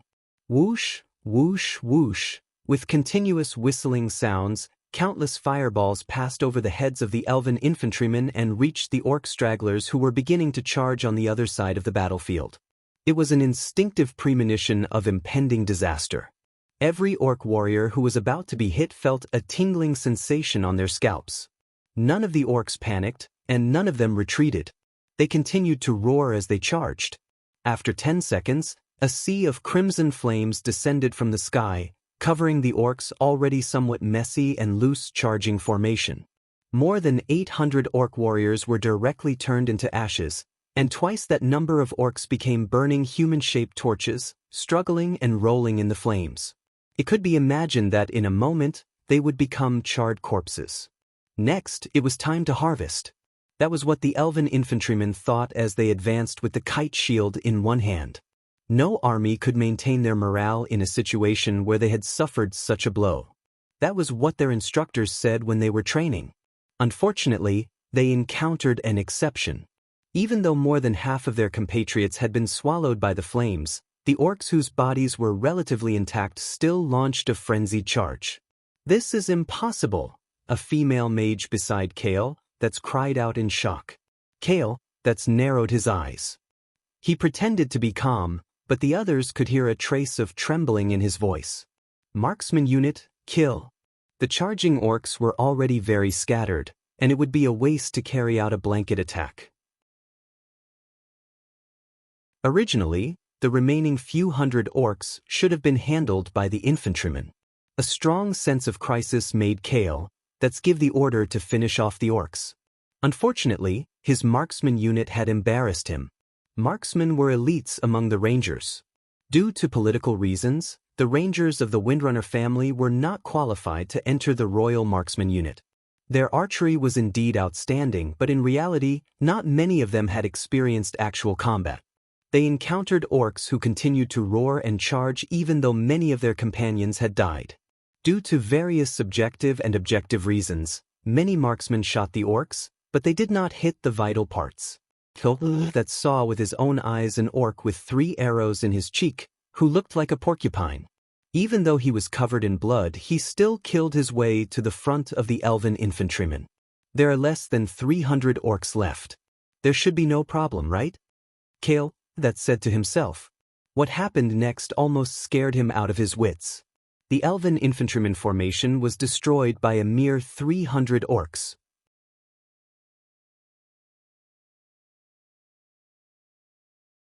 Chapter 380. In the face of the orc warriors' heavy hammers, the elven warriors instinctively raised their shields to block according to the military training rules. The orc warriors' movements were too flawed. As long as they could withstand the first blow, the elven warriors would surely be able to kill these stupid and huge monsters in the next round of counterattacks. If they could block the first blow, as if they were rammed by a rampaging rhinoceros, a terrifying force so great that even their brains were instantly numbed came crashing down. Completely unprepared, most of the elven warriors were directly sent flying backwards, knocking over their comrades behind them. Still in midair, the elves next to them could already see that the victim's left arm was unnaturally twisted. There were at least 10 places on the victim's arm that were bent, and a good arm had suddenly become like a snake. Needless to say, it was a completely comminuted fracture caused by the tremendous force. It didn't matter if the orc warriors were chopping, lifting, or sweeping. Every heavy blow was bound to send at least one elven warrior and his armor flying into the air. That kind of violent power easily exceeded the elven's closed and poor imagination. The orcs, who had entered melee combat, were on a killing spree. More than 200 huge holes immediately appeared on the entire front line. Baron Segunar, who had just argued with Aurelia, was on the front line. He himself was hit by an orc's heavy hammer on his shield, but a powerful force far beyond his own saved his life. Even though he managed to withstand it, there was still a burning sensation in his left arm. His left arm was strained. But his adjutant next to him wasn't so lucky. Even his shield was directly broken into 3 pieces. The orc directly smashed his adjutant's brains with a backhand hammer. Sagunnar, whose face was covered in dirt, barely managed to deal with the orc in front of him with a single sword strike, but he suddenly found that there was no one around him. He glanced around and couldn't help but feel sad. More than 50 elven warriors around him had been crippled by a single round of attacks from a mere 10 dead orcs. Although only a dozen or so had actually died in battle, the rest either had broken arms and could no longer fight, or were directly scared silly. They wouldn't be able to participate in battle for a while. Not to mention that more orcs were rushing out of the fog at this time. Cover fire. Don't stop. Kale, that's order was as strict as a textbook. If he didn't want his vanguard to collapse, it was necessary to temporarily suppress the enemy's offensive. In theory, the flames that could destroy all armed forces in the world descended once again, roasting the earth and burning the enemies that rushed out. However, not a single enemy fell. This was because these enemies had bodies that were even bigger and sturdier than the orcs. They had 2 heads and a few dazzling defensive spells. Fire Protection was able to absorb fire damage. Ice Shield that could absorb all damage. Magic Suppression, which reduced magic damage and healing. If he said that this wasn't targeted, he would be lying to a fool. These gigantic monsters that could fight, resist, and cast magic were taking heavy steps that could shake the earth. They cast all sorts of instant-cast magic against the elven mages while rapidly approaching the elven infantry, which was already on the verge of collapsing. Kale, that's face turned green. Order the arcane automatons and mountain giants to charge. At this point in the battle, Kale, that's felt very aggrieved. He had no choice but to invest the High Elves' land ace in advance. Using arcane automatons as guards had always been Silver Moon City's policy. This could make up for the lack of melee ability of the elves. The mountain giants, on the other hand, were different. Strictly speaking, the mountain giants were recruited after the great druid of the night elves communicated with the mountain giants and obtained their approval. As the high elves were exiled, the current Kuel Salis basically lost contact with the mountain giants. These 10 mountain giants were recruited with the help of a few druids who were willing to follow the high elves to the Lordaeron continent. They could be said to be the elves' treasures. Now Kale, that's had no choice but to play this hand in advance. The appearance of the mountain giants was undoubtedly very shocking. They had a humanoid form, a huge height of more than 30 meters, and their entire bodies were made of granite. Their arms alone were as thick as a carriage. In addition, their petrified skin was enough to withstand most cold weapons, and their magic resistance was not weak. This kind of elemental creature was definitely worthy of being called a war machine. The mountain giant easily attracted the tribe's attention with a huge tree trunk as a weapon. The tribe immediately sent out a response weapon. Goblins. Compared to this terrifying creature, which was almost at the top of the food chain in Draenor, the already terrifying ogres that were 4 or 5 meters tall were just inferior versions of goblins. With a distinct inverted triangular body, a height of more than 10 meters, at least twice the speed and strength of the mountain giants, the appearance of goblins completely tipped the scales of victory in the tribe's favor. Under the siege of a few goblins, the powerful mountain giants were finished in less than 3 minutes. Not to mention the shorter and slower arcane automatons. The entire elven frontline formation had been completely destroyed.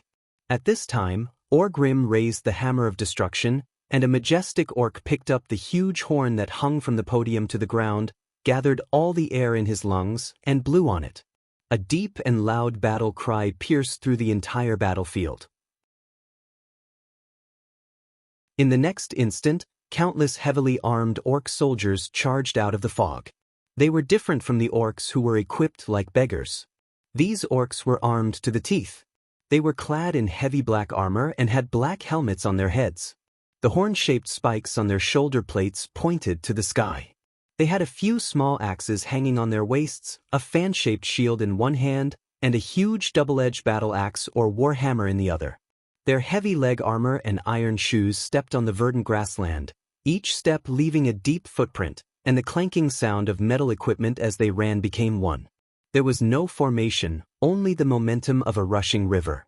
Like rivers converging into an ocean, countless elite orc soldiers gathered into a torrent of steel, like marching ants, filling up all the gaps in Kale, that's field of vision.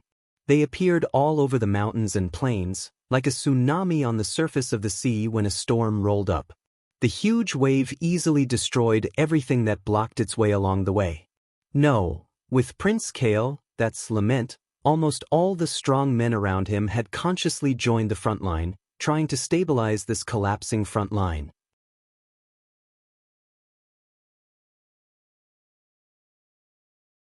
Chapter 381.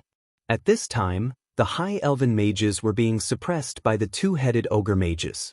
The two-headed ogres, who were born with multiple casting abilities, were terrifying. Anyone who tried it would feel good. This wasn't a matter of 1 + 1 = 2. This was the collapse of an elf dealing with a twin mage who had completely surpassed the concept of telepathy. Not only did the two heads cast spells at the same time, they were also smart enough to use fire or ice magic to hit you, while the other used physical attacks like earth spikes. With multiple attributes and perfect coordination, they could often suppress 3 or 4 elven mages of the same level, making them unable to attack the main orc force. The spellbreakers, who were proficient in disrupting the opponent's spellcasting, were not very effective when they reached the front. This was because the two-headed ogre mages cast spells at the same time with 2 different sets of magic circuits. A spellbreaker could only block one set of circuits at a time. Unfortunately, those perverts could use more than one set of circuits. As a result, the effect of the spellbreaker was very poor. They could only reduce the enemy's combat power by less than 30%. Sharpshooters could indeed shoot arrows into the orc warrior's vitals through the gaps between the metal cans, but there were too few true sharpshooters. Even if a few orcs fell occasionally, the orcs behind them would instantly fill the gap.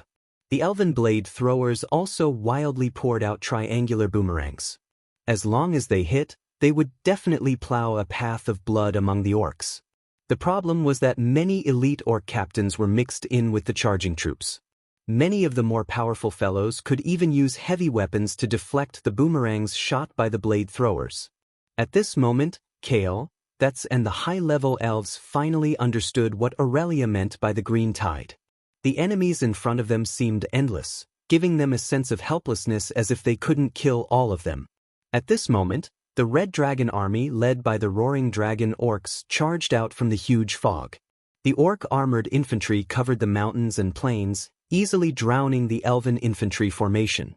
The elves' gorgeous but thin armor exploded in midair as their owners were sent flying.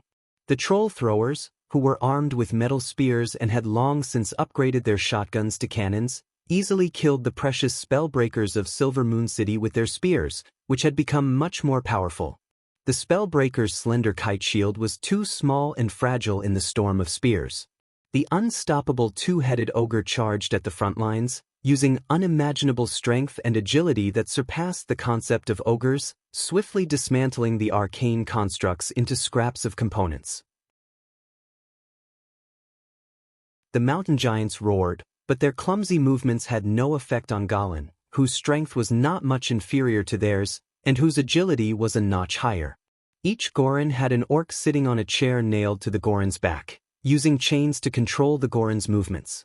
The chains were connected to a series of iron rings embedded in Gerald's arms. It was cruel, bloody, but effective. As long as the chains were pulled, the half-tamed Gerald would know to turn or dodge. Unless there was an elven ranger who could shoot down the drivers, these enslaved Golans were the most terrifying war machines. However, this was not easy. Every driver was an orc from a small clan who had been strengthened by the storm altar. They often had wind shields on them. Arrows that were shot directly were bound to be deflected by the strong wind. This was a war where they were suppressed in all aspects. In almost every aspect, the elves were suppressed by the horde. In the middle of the battlefield, there was an elven flag that was particularly eye-catching. On a red background, there was a golden flame. It was the Eternal Flame Legion. This was the first infantry regiment established by the High Elves after they came east from Kalimdor. It had participated in the Founding War, the first defense of Silver Moon City, and the Troll War 3,000 years ago. Back then, even when facing the terrifying First Legion of the Amani Troll Empire, the arrogant troll elites who outnumbered them 3-1, they still suffered defeat in front of them. Back then, the founding king of Kuel Salis, Dasmere Sunstrider, had said that this was an army that had truly inherited the pioneering spirit of Quell, Dorii, the High Elves, and was forged with iron will. With an undying fighting spirit, they could definitely fight to the last soldier on the battlefield. But now, this army was almost completely wiped out. When the left and right wings began to collapse, none of the elves among them ran away. They didn't lose to willpower. Instead, they, who were still fighting in the old world, had lost to the new era. They had lost to the stronger and better-equipped Blackrock clan army. The few remaining flags did not last long in the green tide. In the blink of an eye, they were completely submerged. Kale, who was on the command platform, collapsed on the spot when he saw an orc raise the broken Eternal Flame war flag high up. His pale lips muttered, "It's over! It's over! Everything is over!" For his expedition, the Eternal Flame Legion that his father had temporarily transferred to him had actually been completely wiped out in less than 10 minutes in the battle against the Horde. How could he have the face to go back and see his father?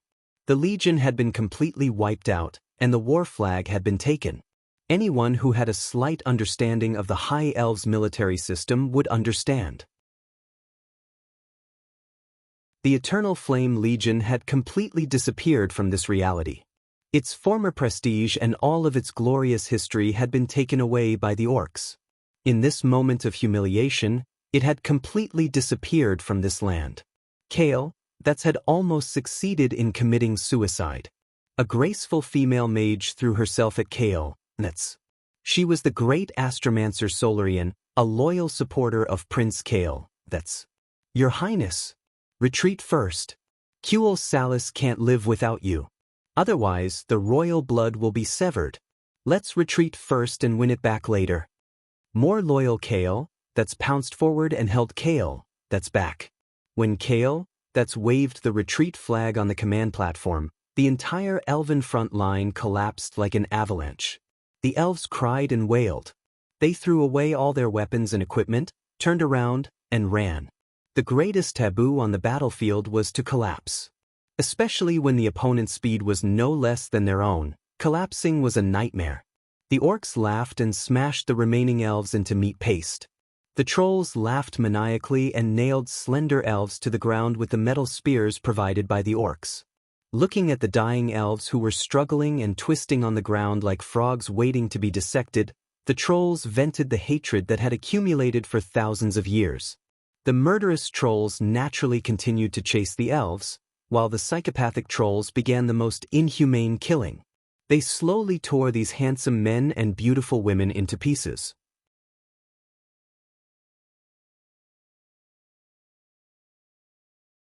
Chapter 382. The trolls used their hook-like fingers, huge palms, and powerful arms to tear off the flesh of the elves piece by piece.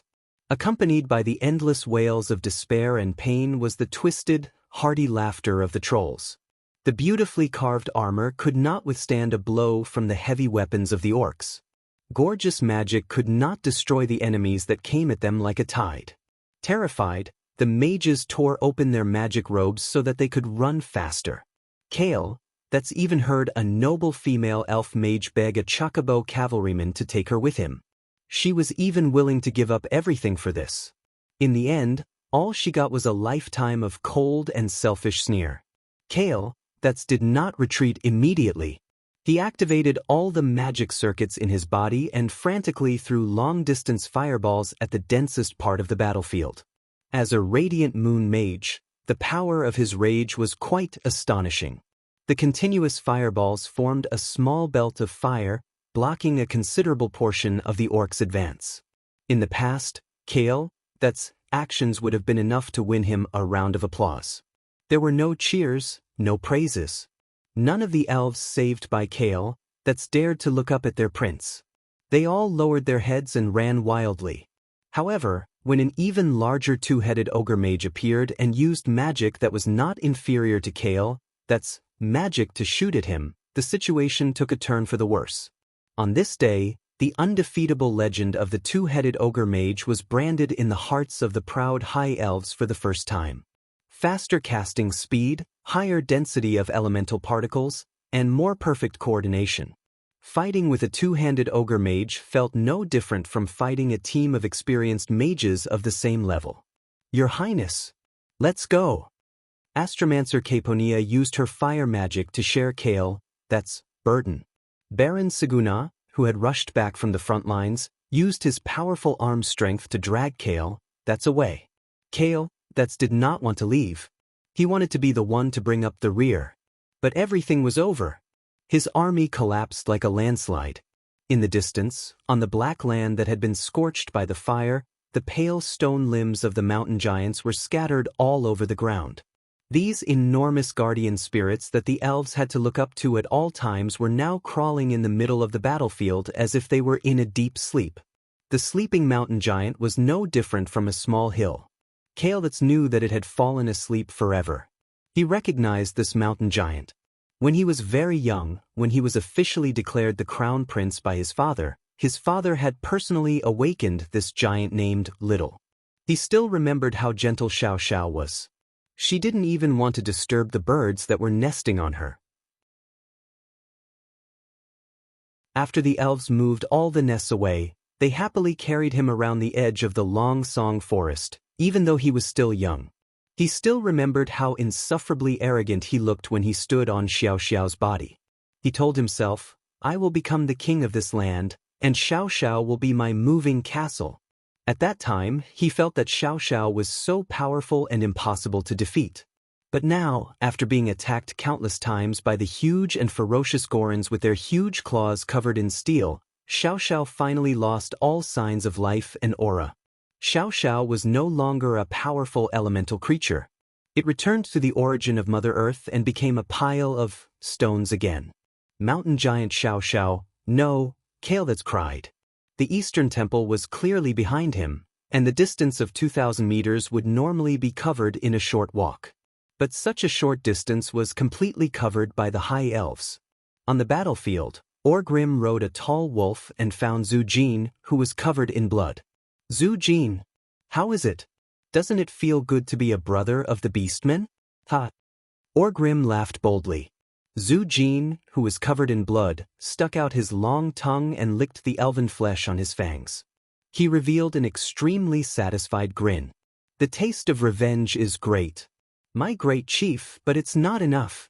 This is not enough to vent the hatred of the Amani Empire for 6,000 years.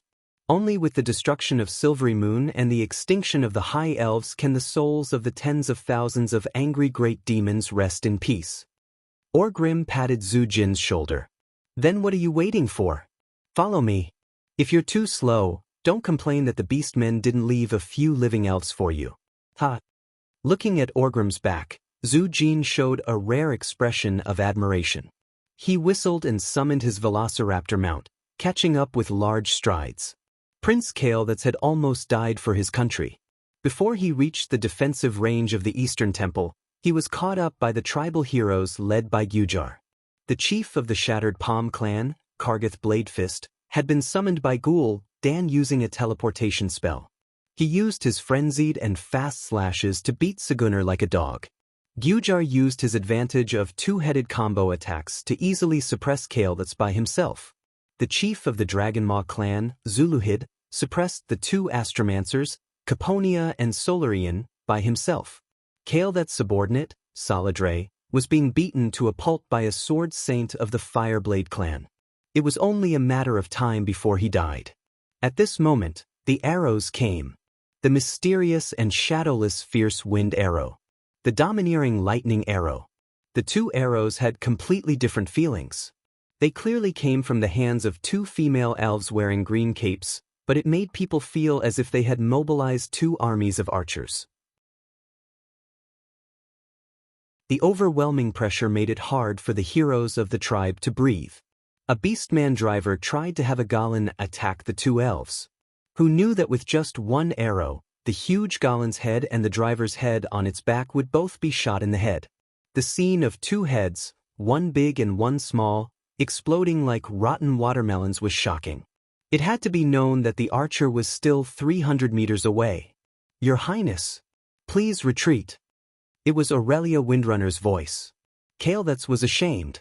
He brought his companions and retreated with his tail between his legs. Even though he left behind a "thank you," he could not hide his embarrassment. That night, the tribe used a huge metal wheel that was as tall as a 7-story building as a siege vehicle. It withstood the bombardment of the magic equipment on the temple and forced the battle into hand-to-hand combat. After 3 hours of fighting, the Eastern Temple's defense line fell.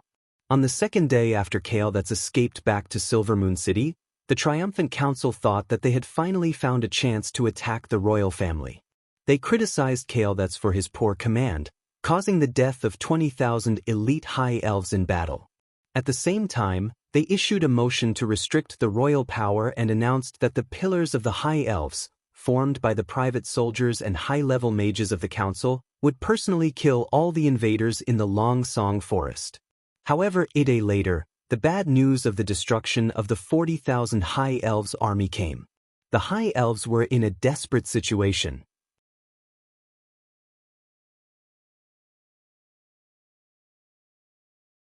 Chapter 383.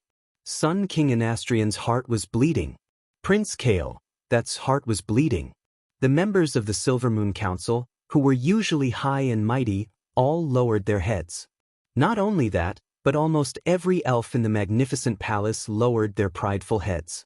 The allied forces of the orcs and trolls had already killed their way to the great Silvermoon City. The magic defense system that they were so proud of was once again broken by a warlock named Dan.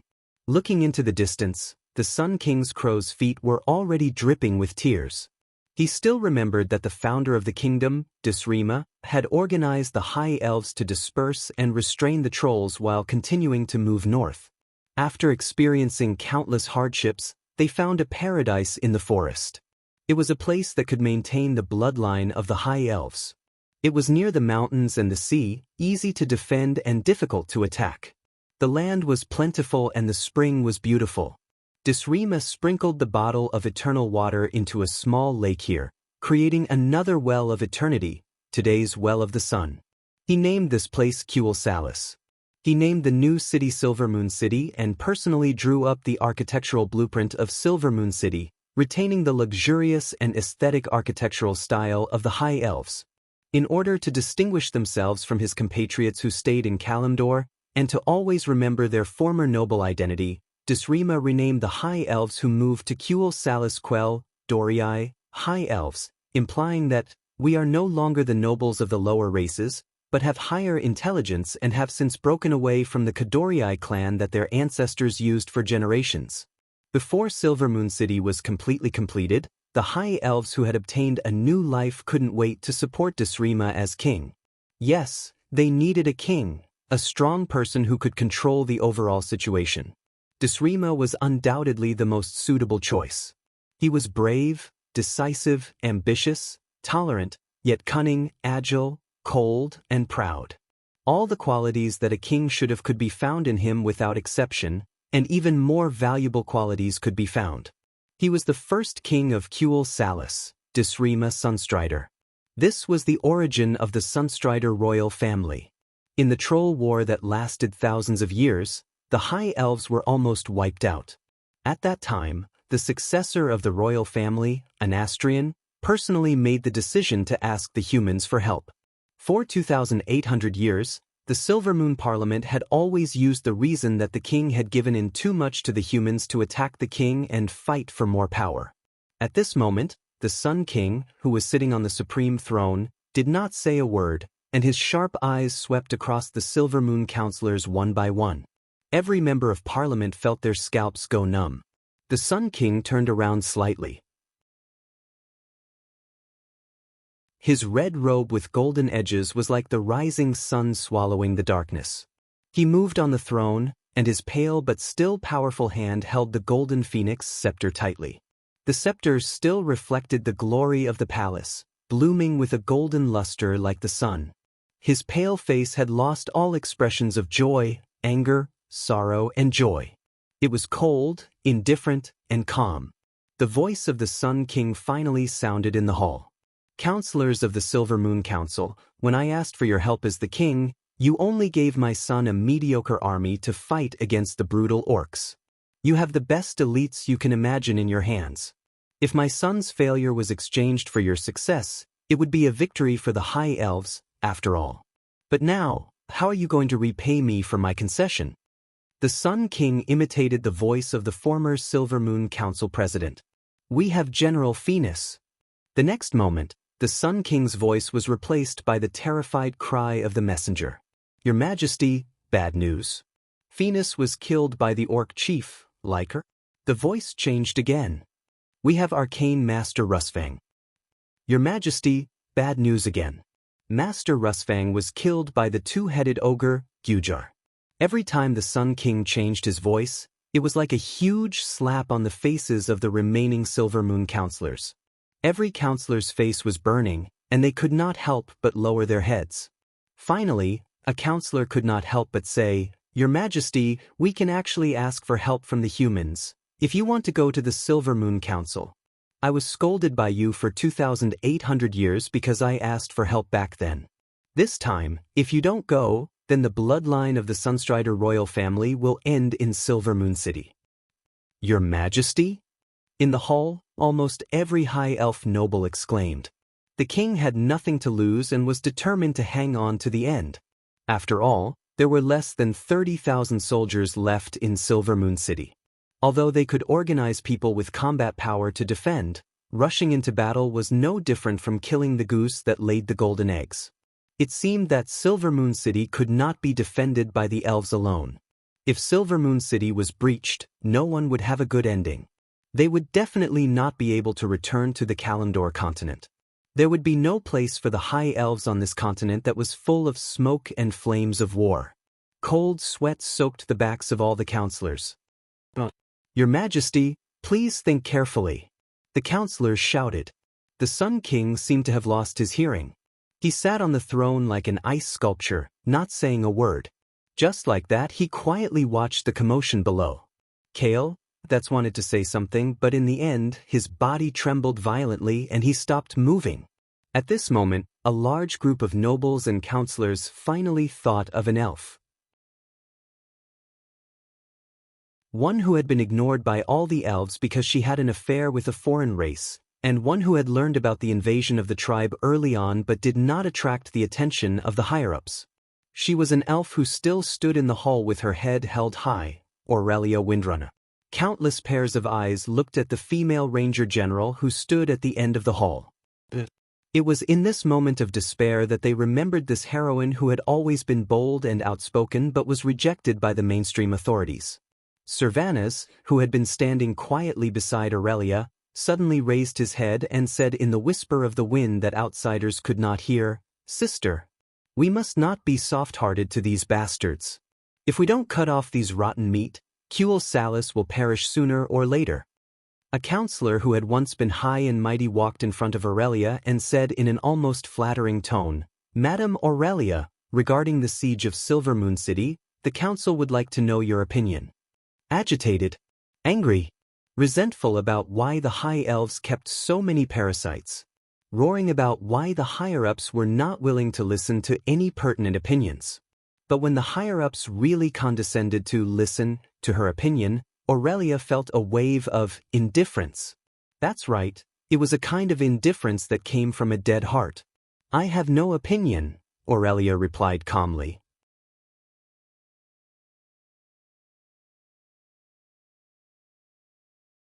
Chapter 384. Didn't Aurelia love Kuel Salis? She loved her country more than any other elf. As the saying went, the deeper the love, the deeper the hatred. The first time Duque had informed her, she had rushed back to warn the tribe when they were far away in the hinterlands. She had been ignored. She had even been given the Roaring Parliament's high hat.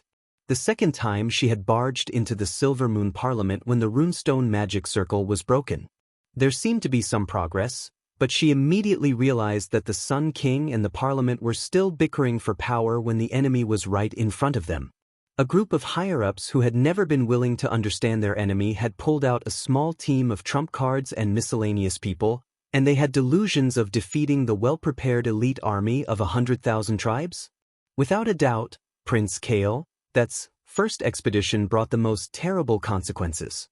Then, the parliament tried to stand out, and with the goal of suppressing the royal family's party, they also didn't want to understand their enemy, so they went to deliver food to Orgrim and Zujin. The royal family's army of 25,000 was defeated, and less than 5,000 returned. The 40,000 parliament's elite troops were all annihilated, and less than 400 returned. In addition to the guards lost at the border, more than 70,000 high elves died in battle in a short week. If you added the civilians who couldn't retreat in time, it was 150,000. The high elves couldn't compare to humans in terms of population. In contrast to their long lifespan, they had a low fertility rate. The high elves generally didn't like to raise their offspring too early. It wasn't unusual for a generation to occur every 1,000 years. This caused the total population of the high elves to never exceed 1 million. How much money did the high elves have to waste? Aurelia had cried, begged, felt sad, and felt hopeless. Even though Duque had warned her time and time again that the higher-ups of Silvermoon City were a bunch of bastards who didn't care about the lives of the people and held each other back for power. Before experiencing all of this, Aurelia had always had a trace of hope and longing for the Sun King and the Parliament. Until this moment, the cruel reality showed her that there was no end to courting death. Countless wooden stakes were erected in the open space outside Silvery Moon City, each with a dead elf stuck in it. Every 15 minutes outside the city, a group of elves would be beheaded by the cruel trolls as they wailed in despair. Aurelia finally gave up on the Sunstrider royal family and the Silver Moon Council. Unexpectedly, when they were at the end of their rope, this group of fellows, who were like rats trying to escape from a sinking ship, suddenly remembered Duque's army.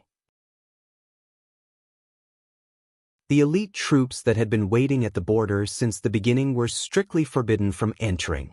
The reinforcements that Aurelia had pulled over at all costs. Aurelia's cold reply was a challenge to the hearts of the counselors. After playing the political game for thousands of years, these counselors had long since developed a way to deal with almost any situation. Agreeing was not the same as agreeing completely. He refused because the price was too low. He firmly refused because the price was ridiculously low. These counselors, who had spent their entire lives in the political game, were most afraid of encountering this kind of complete disregard. The other party refused to communicate with you, which in itself meant that there was no need to talk. It was only then that the counselors remembered that Duque had sent a liaison officer to Silvery Moon City. They quickly gave up on Illyria, who was a tough nut to crack, and turned their attention to the diplomat who was just as young. Ilyusha Barov, the eldest daughter of the Alterac aristocrat Duke Barov's family, and the student of the Alliance's deputy commander, Gambler Marcus? This qualification would not be ignored in front of the king of any human kingdom. Only the arrogant elves would dare to leave her in the state guesthouse and ignore her for a full 10 days. The only problem was that this Miss Barov had the same shocking age as her master. She was only 16 years old this year. 16 years old might be an age that was easy to induce, but 16 years old could also be a time bomb, because youth represented impulsiveness. Just the thought of a hothead with a great weapon of mass destruction made every politician's scalp tingle. This was because all the predictions of their thinking patterns and adult rules might not necessarily apply to such people. They worried too much. Ilyusha, who had been ignored for 10 days, did not feel any excitement, anger, or joy, because Duque had told her that she might be treated like this. In fact, Duque did not want a young lady like Ilyusha to suffer in the military camp. Even if mages always received the best treatment, it would never be as comfortable as the Daligen or her home, Caer Darren. Ilyusha had an audience with the king. She was dressed impeccably. She had a head full of beautiful black hair, a perfectly fitted forehead ornament and necklace, and a set of elegant blue mage robes. She had the air of a quiet lady. Even the high elves, who were extremely picky about their clothes and appearance, could not find fault with Ilyusha at all. Ilyusha Barov, disciple of Grand Duke Marcus of Stormwind City, greets the Sun King and the counselors of the Silver Moon Council. The almost formal greeting did not reveal any information. The Sun King nodded. The Silver Moon Council has something to discuss with you. With that, he closed his eyes and remained motionless as if he had been hit by a petrifying spell. Counselor Morlens was now the acting chairman. This high and mighty radiant moon mage bit the bullet and stepped out. He said to Lucia, "To be honest, Cultivate Salis is currently in a bit of a predicament. The Silver Moon Council would like to express their gratitude to Grand Duke Marcus for taking the initiative to come to their aid. Now, we would like to discuss if the Lordaeron Alliance is willing to start negotiations for new members." Lucia's first words almost choked Morlens to death. "I can only represent the opinion of Grand Duke Marcus, not the Lordaeron Alliance. If you have something to discuss with the Alliance, I suggest that you look for the chief commander of the Alliance, Lord Lothar, or the most influential king in the Alliance, His Majesty Menethil." This was clearly making things difficult for them. Everyone knew that Lothar and King Menethil were fighting anxiously in the Silver Pine Forest. They could barely take care of themselves. Who would care about Cultivate Salis, who was far away and had given the Alliance enough face in the past? The only thing they could count on was Duque, the deputy commander of the Alliance, and his troops. The group of counselors was beaten to the point of vomiting blood by Lucia's Tai Chi. Morlens had no choice but to ask, "What if the Silver Moon Council wishes to have a face-to-face formal meeting with Sir Marcus?" "Sure. But as the price for treating my teacher coldly, there must be an additional condition."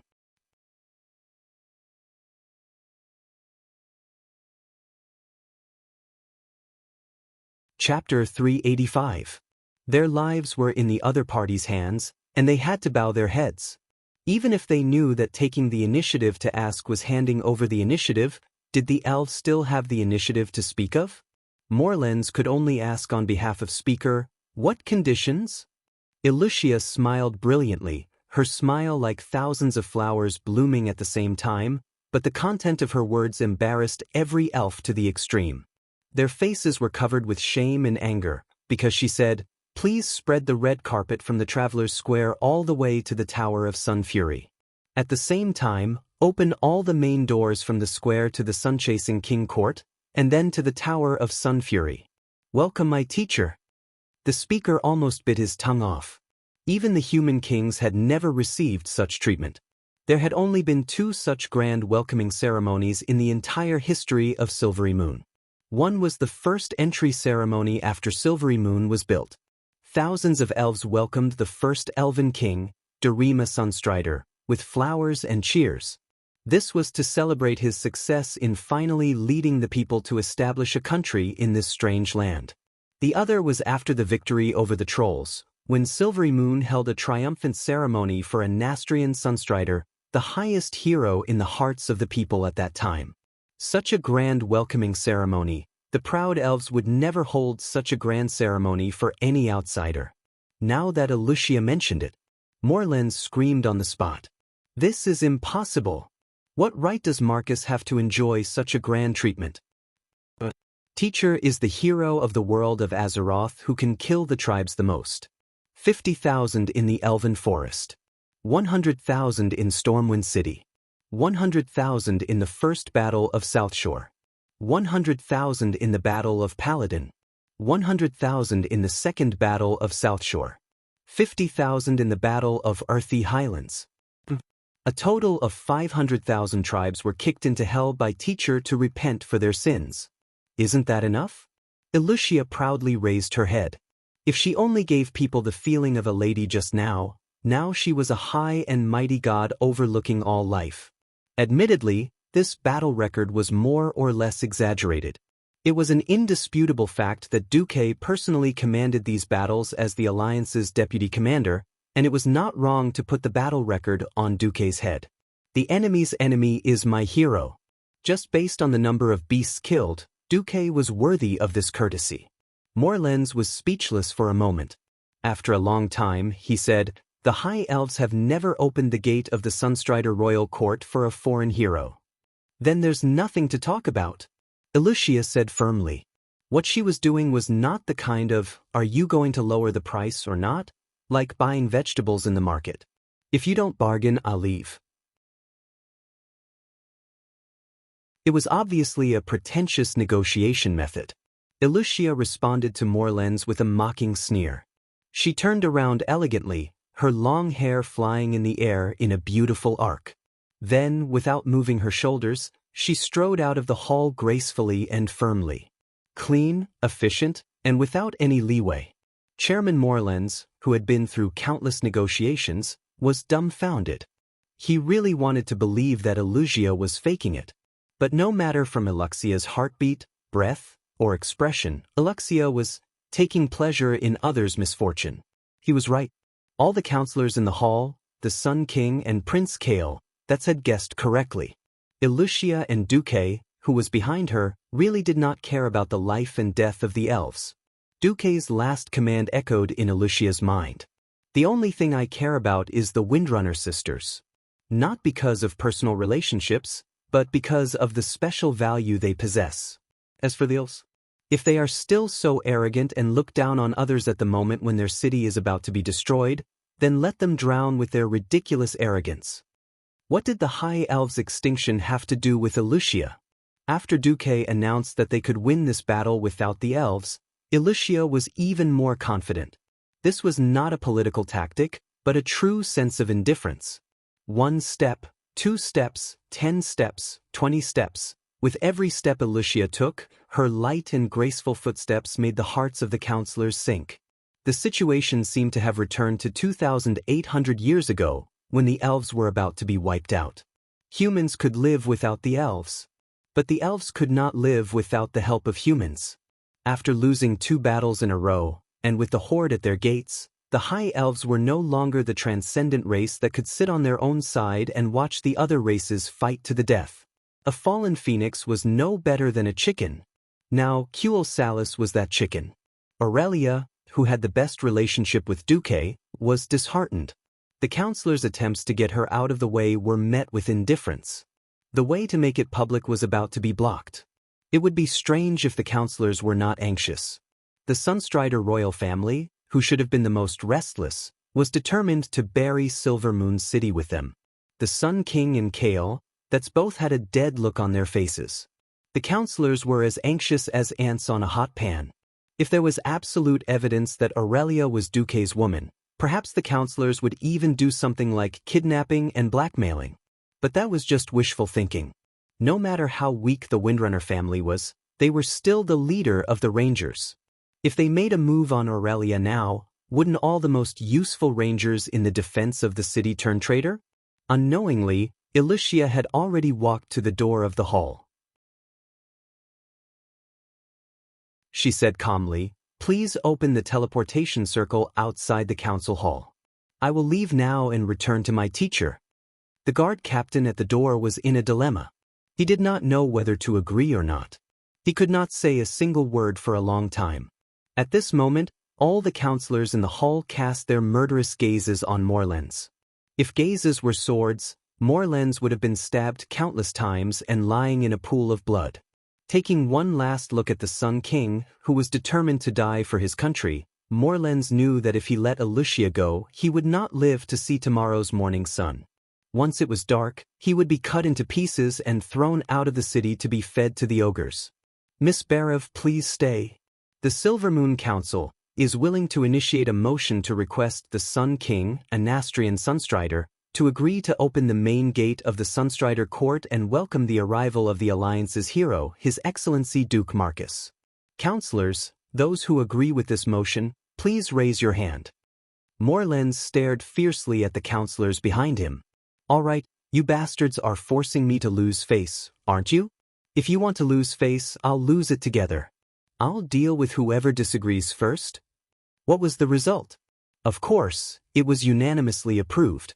The Sun King, a Nastrian, finally opened his murky eyes.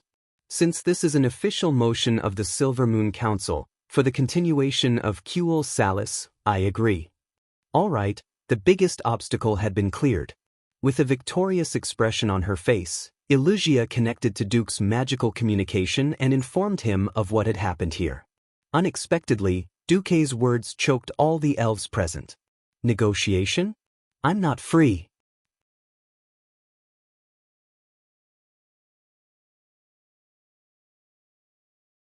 Chapter 386. Aren't you high elves so arrogant? Aren't you elves cold and aloof, like you're the best in the world and everyone owes you money? For Aurelia's sake, I've come all the way here, but I've been left outside your borders to eat dust. This feels so good. All right. You don't listen. You don't understand. You know but don't do it. You can't do it well. I sent you reinforcements, but you don't use them. You have to use your precious troops to send food. Are you King Sun King and the Silver Moon Council courting death? As a transmigrator, Duque didn't have much resentment towards the high elves. But when Duque truly experienced the arrogant and domineering temperament of the high elves, Duque said, I don't want to serve you anymore. Now that Duque said, I'm not free, the high elves were furious. I'm finally willing to serve you with the highest treatment, and you're saying you're not free. This time, even Prince Kale, that's eyelids twitched a few times.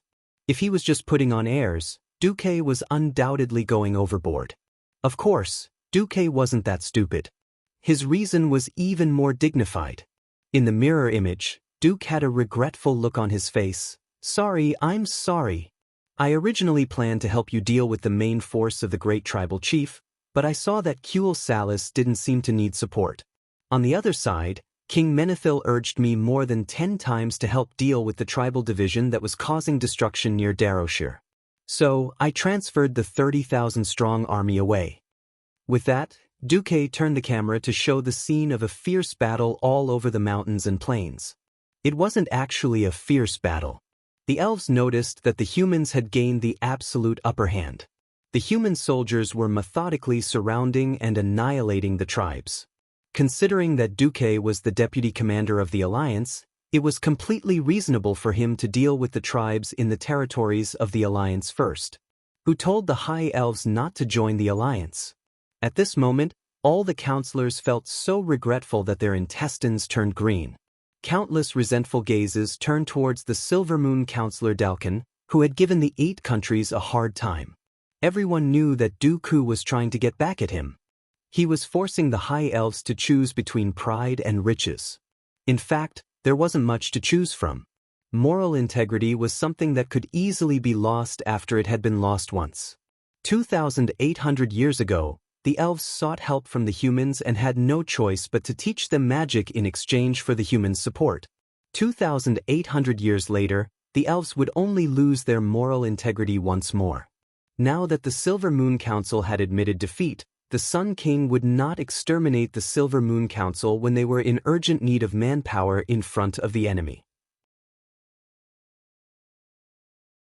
Even if they were the worst political enemies, their power as archmages would still come in handy when the enemy was at the gates. The Sun King winked at his son. Kale, that's immediately stepped forward. Duque, the high elves need your help. Could I trouble you to come to Silver Moon City as soon as possible? As he said this, Kale, that's looked at Aurelia, who was standing at the end of the hall. The eyes of this gentle and elegant prince were full of pleading. He was going to play the emotional card. If it were someone else, Aurelia would definitely not care. But not Kale, that's... Back then, Aurelia had given Duque the mage apprentice's notebook that belonged to Kale, that's... She had been sentenced to 3 months because of Kale, that's pleading. Otherwise, with the political influence of the Windrunner family, she would have been sentenced to 1 year at best, or 3 years in prison at worst. Aurelia's mouth moved slightly, and a breeze quietly drifted to Eleusia's ear. Eleusia immediately understood. She did not do anything but let the camera shine on Aurelia. Duque understood on the spot. All right, when I've dealt with the leader of this division, I'll come over as soon as possible. When Duque said this, the head of the leader of this division, General Nagjar, was right next to Duque's hand. In the original trajectory of history, if Nagjar had been allowed to continue growing, perhaps he would have become a famous tribal hero. Unfortunately, his opponent was Duque. After learning that the annihilation of Hindlands had ended, Duque immediately left an empty camp with less than 300 people outside the Elven Kingdom's border. The main force immediately turned around and joined up with Seamus' division. Cudrin Wildhammer was also very generous. Ever since the pinnacle battle at the wine table, Cudrin personally brought the entire Griffin Knight regiment. The Air Force regiment seemed to be a little smaller in terms of numbers, with only 1,000 riders. But considering the terrifying combat power of an adult griffin that could easily take out 20 infantrymen without panting, a Griffin Knight regiment was actually no less than the combat power of 50,000 people. Apart from that, Kudrin also supported a heavy infantry regiment of 3,000 people from the Eagle Nest Mountain. This time, it wouldn't be an exaggeration to say that Kudrin had emptied his entire base. Flying in the sky and blocking on the ground, the annihilation of this dwarven division was also reasonable. Moreover, Duque knew that Nogjar was ferocious, so he directly formed a team and killed this horde quasi-hero. Moreover, Gavin Rad, Reginald, Kudrin, and Duque, the four of them together, no matter how ferocious Nogjar was, he could only die in frustration. In fact, during the magic transmission, Duque even cheated. The background of the battle that the elves saw was actually a video recorded by Duque. The 60,000 troops were already stationed outside the Elven Kingdom's border. Hearing Duke's promise, the elves finally put down their hearts that were hanging in midair. That night, the elves held a national banquet, and the guests were Illusia and the four Windrunner sisters. If the Sun King's reward for Aurelia and the other sisters was considered normal, then the council was blatantly bribing them. For mansions in the Traveler's Square, 5 large ocean-going merchant ships, and more than 10 epic longbows, however, the more smiles the council put on, the colder Aurelia's heart became. Is this the high-ranking elves who control the life and death of hundreds of thousands of elves? Compared to Illusia's appropriate response, the 4 Windrunner sisters were like 4 pieces of wood, purely accompanying her. No matter what, after a preliminary exchange of conditions, Illusia finally promised to communicate with her master again later. As expected, she received an affirmative reply from Duque the day after tomorrow. The Dark Portal Year 2, 18th of June. This was a very special day for the High Elves. When the 100,000 ferocious horde soldiers besieged the city, Silvery Moon City used the Supreme Sunchaser ceremony to welcome the arrival of a human hero, Duke Marcus. In the 6,000 years since Silvery Moon City was founded, only 2 heroes had received such a grand welcome. They were the first king and second king of the Sunchaser royal family. In the eyes of the extremely arrogant elves, the third person to enjoy the glory of the Sunchaser ceremony should have been Prince Kale, that's whom all the elves had high hopes for.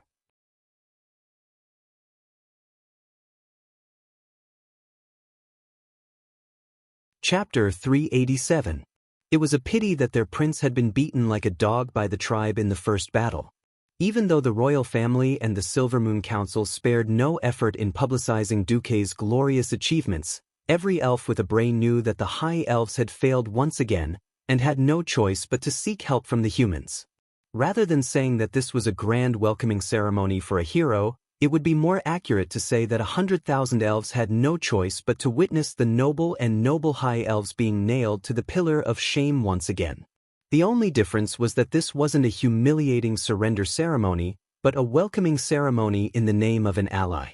The Sun King and the Silver Moon Council only had one last fig leaf left. They had no choice but to urgently need this fig leaf.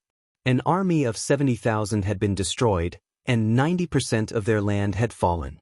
Even the most optimistic elves did not dare to hope that the High Elves could survive this crisis alone. The panicking citizens needed confidence. The despairing and suffering soldiers needed hope. These were all things that the Sun King and the Silver Moon Council could not give to their citizens and soldiers.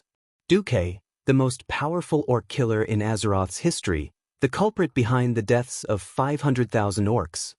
His appearance was undoubtedly a boost to the morale of the Kuel Salis elves, who were on the brink of hell. Hence, Duque's arrival had undoubtedly left the elves in a dilemma. Happiness, humiliation, unease, warmth. All sorts of emotions were running through them.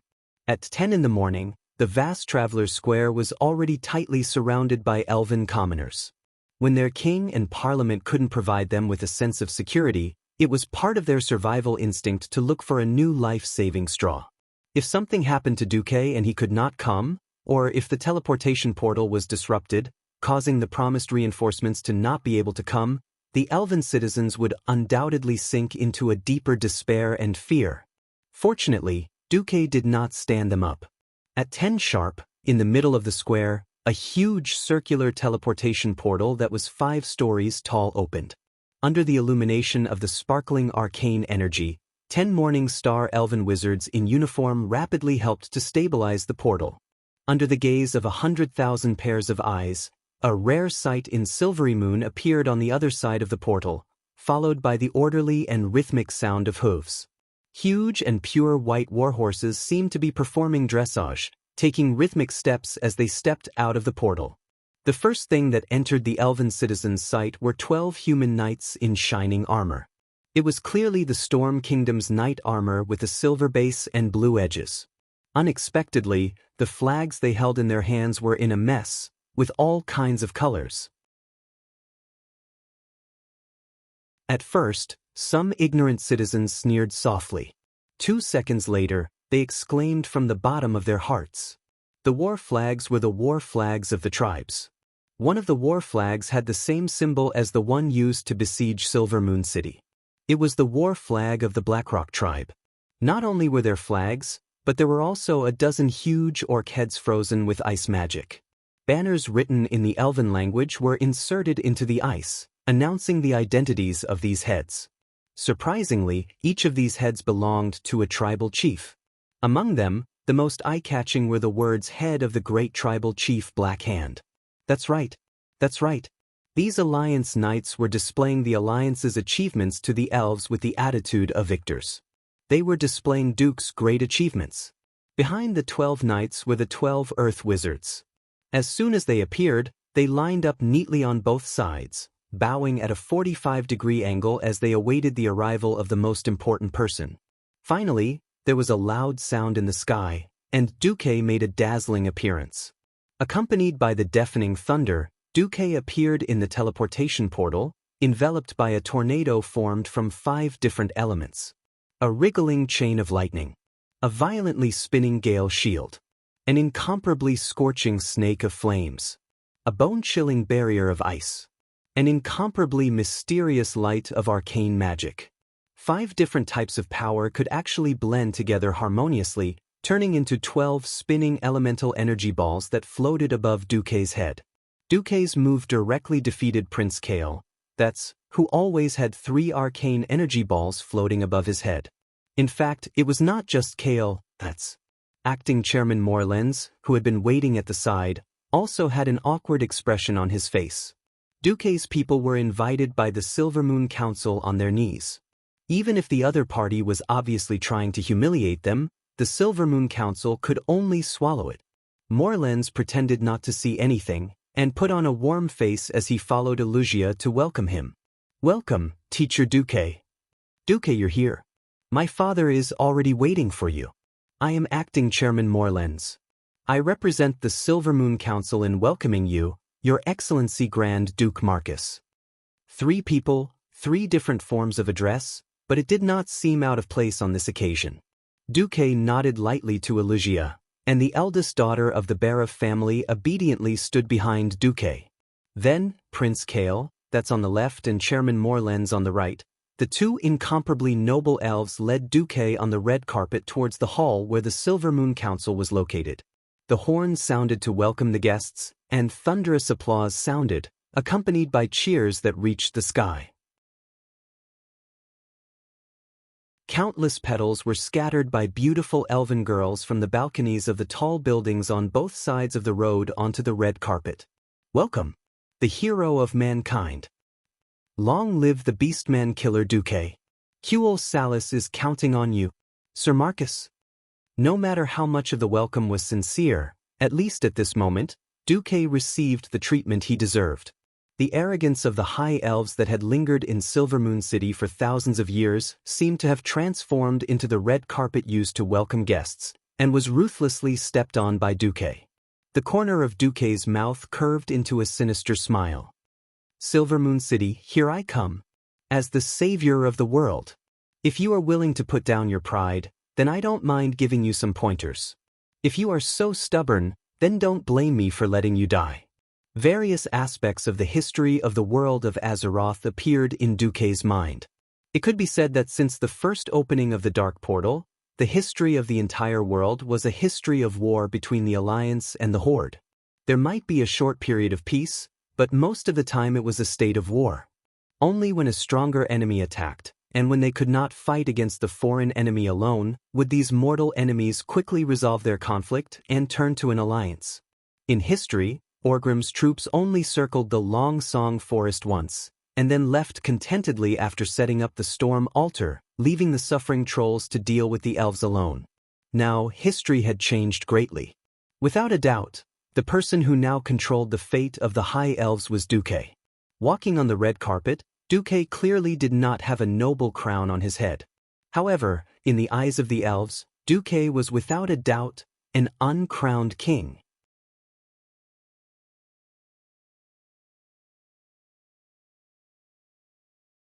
Chapter 388. The Uncrowned King. It sounded nice, but most people would think that it was useless to not be a king. In fact, this majority was wrong. No one knew better than Duque, who was a transmigrator. Without the support of power, the title of king was even more meaningless than an empty title. If the orcs and trolls from the First and Second Wars were considered mortals, then the Third War at the Dark Portal would start. In that case, starting from the Third Battle of the Dark Portal, things like resurrection from the dead, the Calamity Army formed from the undead, dragons, elemental lords, ancient gods. When a large number of ordinary people saw these things that would make them piss their pants, everyone would know that any country that didn't have enough power to support it was nothing more than child's play. Only power. Only then would Duque be able to stand at the peak of the world's nations. Now, Duque stood there, his formless power like a storm, easily sweeping through the entire Traveler's Square. Tens of thousands of elves consciously formed a long line. Whether they were willing or not, they had to worship Duque and pray for Duque's salvation. It was as if a silent image was overlapping with history, just like the scene from 2,800 years ago. Accompanying the elven hero Anastrian Sunstrider into the city was the greatest emperor in human history, Thoradin the Great. Now, Anastrian had been replaced by Kael, the heroic knight king on the saddle had been replaced by the mage hero, and the leadership had changed. It was no longer the elves, but the humans. This scene made countless elves feel conflicted and sad. Duque walked on the red carpet, looking around from the corner of his eyes. He had to admit that the main city of the High Elves was indeed beautiful. There were beautiful sculptures and buildings everywhere. Even if a piece of a building were to be dismantled by the roadside and auctioned in the human world, it could be sold for a sky-high price. It had to be known that this was not the Silver Moon City that had been witnessed by the players in the future, the one that had been built next to the original ruins. This was the original Silvery Moon City. In terms of artistic value, it completely surpassed the 9 streets of the new city. Although New Silver Moon City was also very beautiful, compared to this beautiful ancient city with thousands of years of history, New Silver Moon City was more like a clumsy imitation. At this moment, Prince Kael, who was beside Duque, said softly, "Silver Moon is beautiful, right? She is the pride and greatest spiritual sustenance of the High Elves. If possible, we don't want her to be affected by the flames of war." Duque noticed that the prince used she to describe Silver Moon City. Just like how humans liked to use women's names to describe warships. This kind of attachment to things was really characteristic of the elves. Duque replied, "That's exactly why I'm here." Kael, nodded and didn't say anything else. Before the negotiations reached the moment of signing, unforeseen events could still occur. The prince thought silently, as long as Duque doesn't ask for too much. The sound of drums and trumpets, as well as the noise, faded away with the end of the half-hour-long welcome ceremony. However, even though Duque's young and mysterious figure had disappeared from the entrance of the Parliament Hall, not a single elf citizen left. It was as if they were waiting for the final judgment, for the results of the negotiations. Everyone knew that the arrogance of the elves had long since angered the 7 human kingdoms and the bronze-bearded dwarves of the Cosmodan kingdom.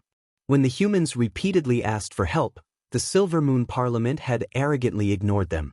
Now, it was the High Elves' turn to face extinction. Would the humans still be willing to lend a helping hand? None of the elves knew. In the dazzling and glorious hall, the 1,024 magic lamps arranged in all directions illuminated the hall as if it was daytime. Walking in it, one couldn't see a trace of shadow, giving people a majestic feeling as if they were walking in the temple of the sun god. The Sun King Anastrian Sunstrider, who was sitting on his throne above the 9 steps of stairs, finally stood up. He spread his arms, and his slightly aged majestic voice reverberated in the huge hall that was more than 10,000 square meters. Welcome, the Grand Duke of Stormwind City, the Orc Killer, the hero of the humans, and the great guardian candidate, Your Excellency Duke Marcus. For a king to formally call out Duke's title as the most awesome was undoubtedly a huge concession. It must be known that this kind of high-hatted greeting, when uttered by a ceremonial officer, and when uttered by a king, have 2 completely different meanings. Duke didn't want to provoke the elves any further. He bowed slightly so that his head was in a straight line with his back. He didn't lower his head, but purely expressed his respect for his elders. Thank you, Your Majesty, the Breaking Dawn Archmage, the Terminator of the Troll War, and the great ruler of the elves, Sun King Anastrian Sunstrider. Duke's words made the high-ranking elves, who had been laughing dryly, calm down a little. Your Excellency Marcus, may I ask if I'm talking to the Grand Duke of Stormwind City now? Or the Deputy Commander of the Rotterdam Alliance? The Sun King's words had a deeper meaning in politics. Previously, in order to avoid provoking Quel Salis, Duke could only approach the border of the elves in the name of the Grand Duke and his private army. If the high-ranking elves turned a blind eye and let Duke enter, they would let Duke stab them in the back during the first or second battle between the elves and the tribes. Then, the elves would at most think of a way to compensate Duke, and then join the alliance. Then, the matter would be over. However, the Silver Moon Council would accuse Aurelia of having an affair with Duque and forbid Duque from entering. Alright, now that the elves' main force had been defeated and the new soldiers had yet to be trained, they were only willing to invite Duque when their country was on the brink of extinction. If Duque insisted on holding on to this point, the elves would naturally have to continue to compensate Duque, who was the Grand Duke, for the damage to his heart and so on. Of course, Duque could do that, but he would be at a disadvantage. A smile appeared on Duke's face as he raised his hand, and a very formal document appeared in the air in front of all of the elves with the power of the arcane technique. I, Duke Marcus, have officially obtained the absolute authorization of the Rotterdam Alliance. As the Deputy Commander of the Rotterdam Alliance, I am fully responsible for the negotiation of the Kingdom of Quel Salis joining the Alliance. On it are the seals of the Commander-in-Chief and the kings of the member countries. Duque's move caught the Sun King and the Silver Moon Council off guard. No one expected Duque to have such a huge influence in the alliance. He actually obtained the full support of the Commander-in-Chief and 8 kings in one night. At this moment, the 8 kings were fighting bloody battles against the Horde on all fronts in the world.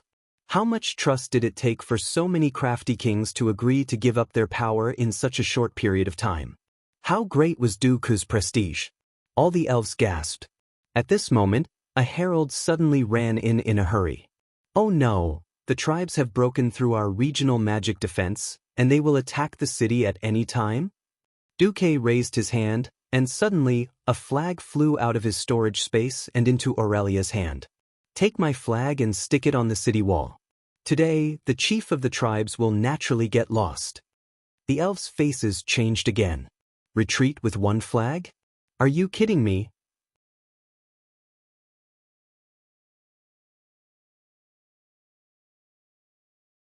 Chapter 389. If someone else dared to do such a thing in front of a group of high-level elves, it would be enough to say that the high elves were a superior race and a nation of etiquette if they didn't burn him to death with magic fire on the spot.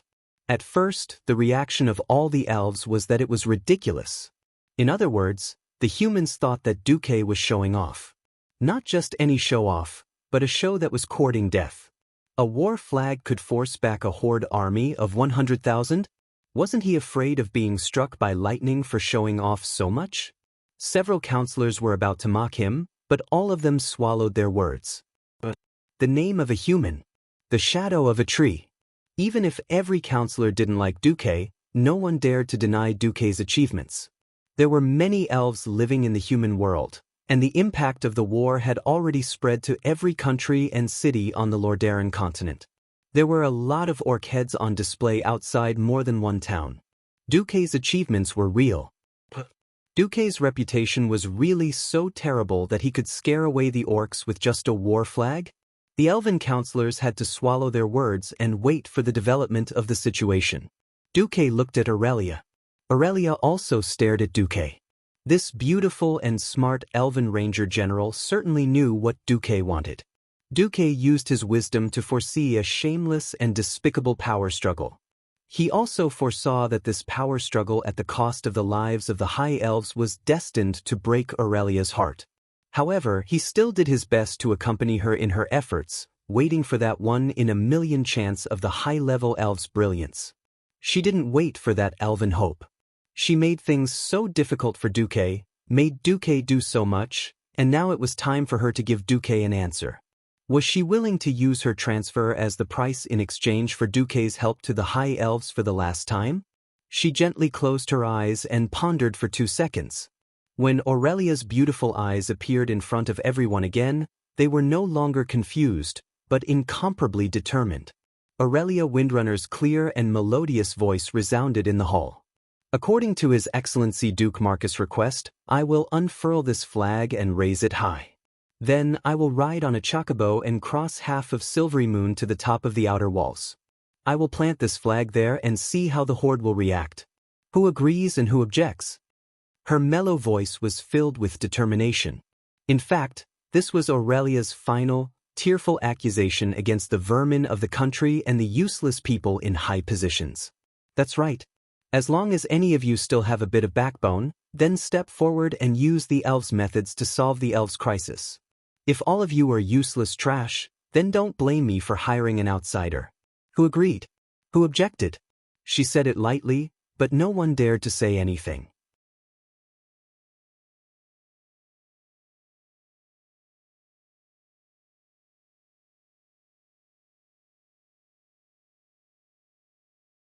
However, on her beautiful face, 2 drops of tears rolled down.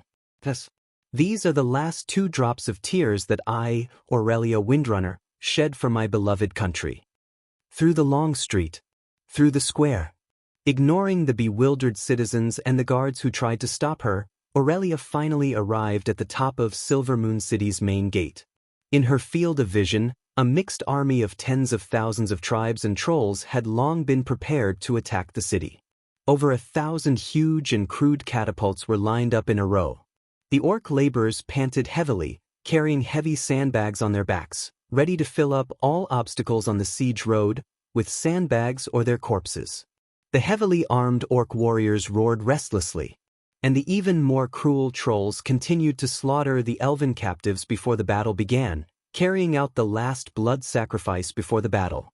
However, when Aurelia rushed up to stand on the top of the city wall, she suddenly stirred up strong gusts of wind behind her, condensing the hurricane into a huge battle bow.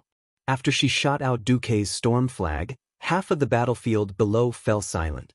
500 meters away, the azure storm flag that was stuck in the ground fluttered in the wind. Every orc who saw this flag was in an uproar.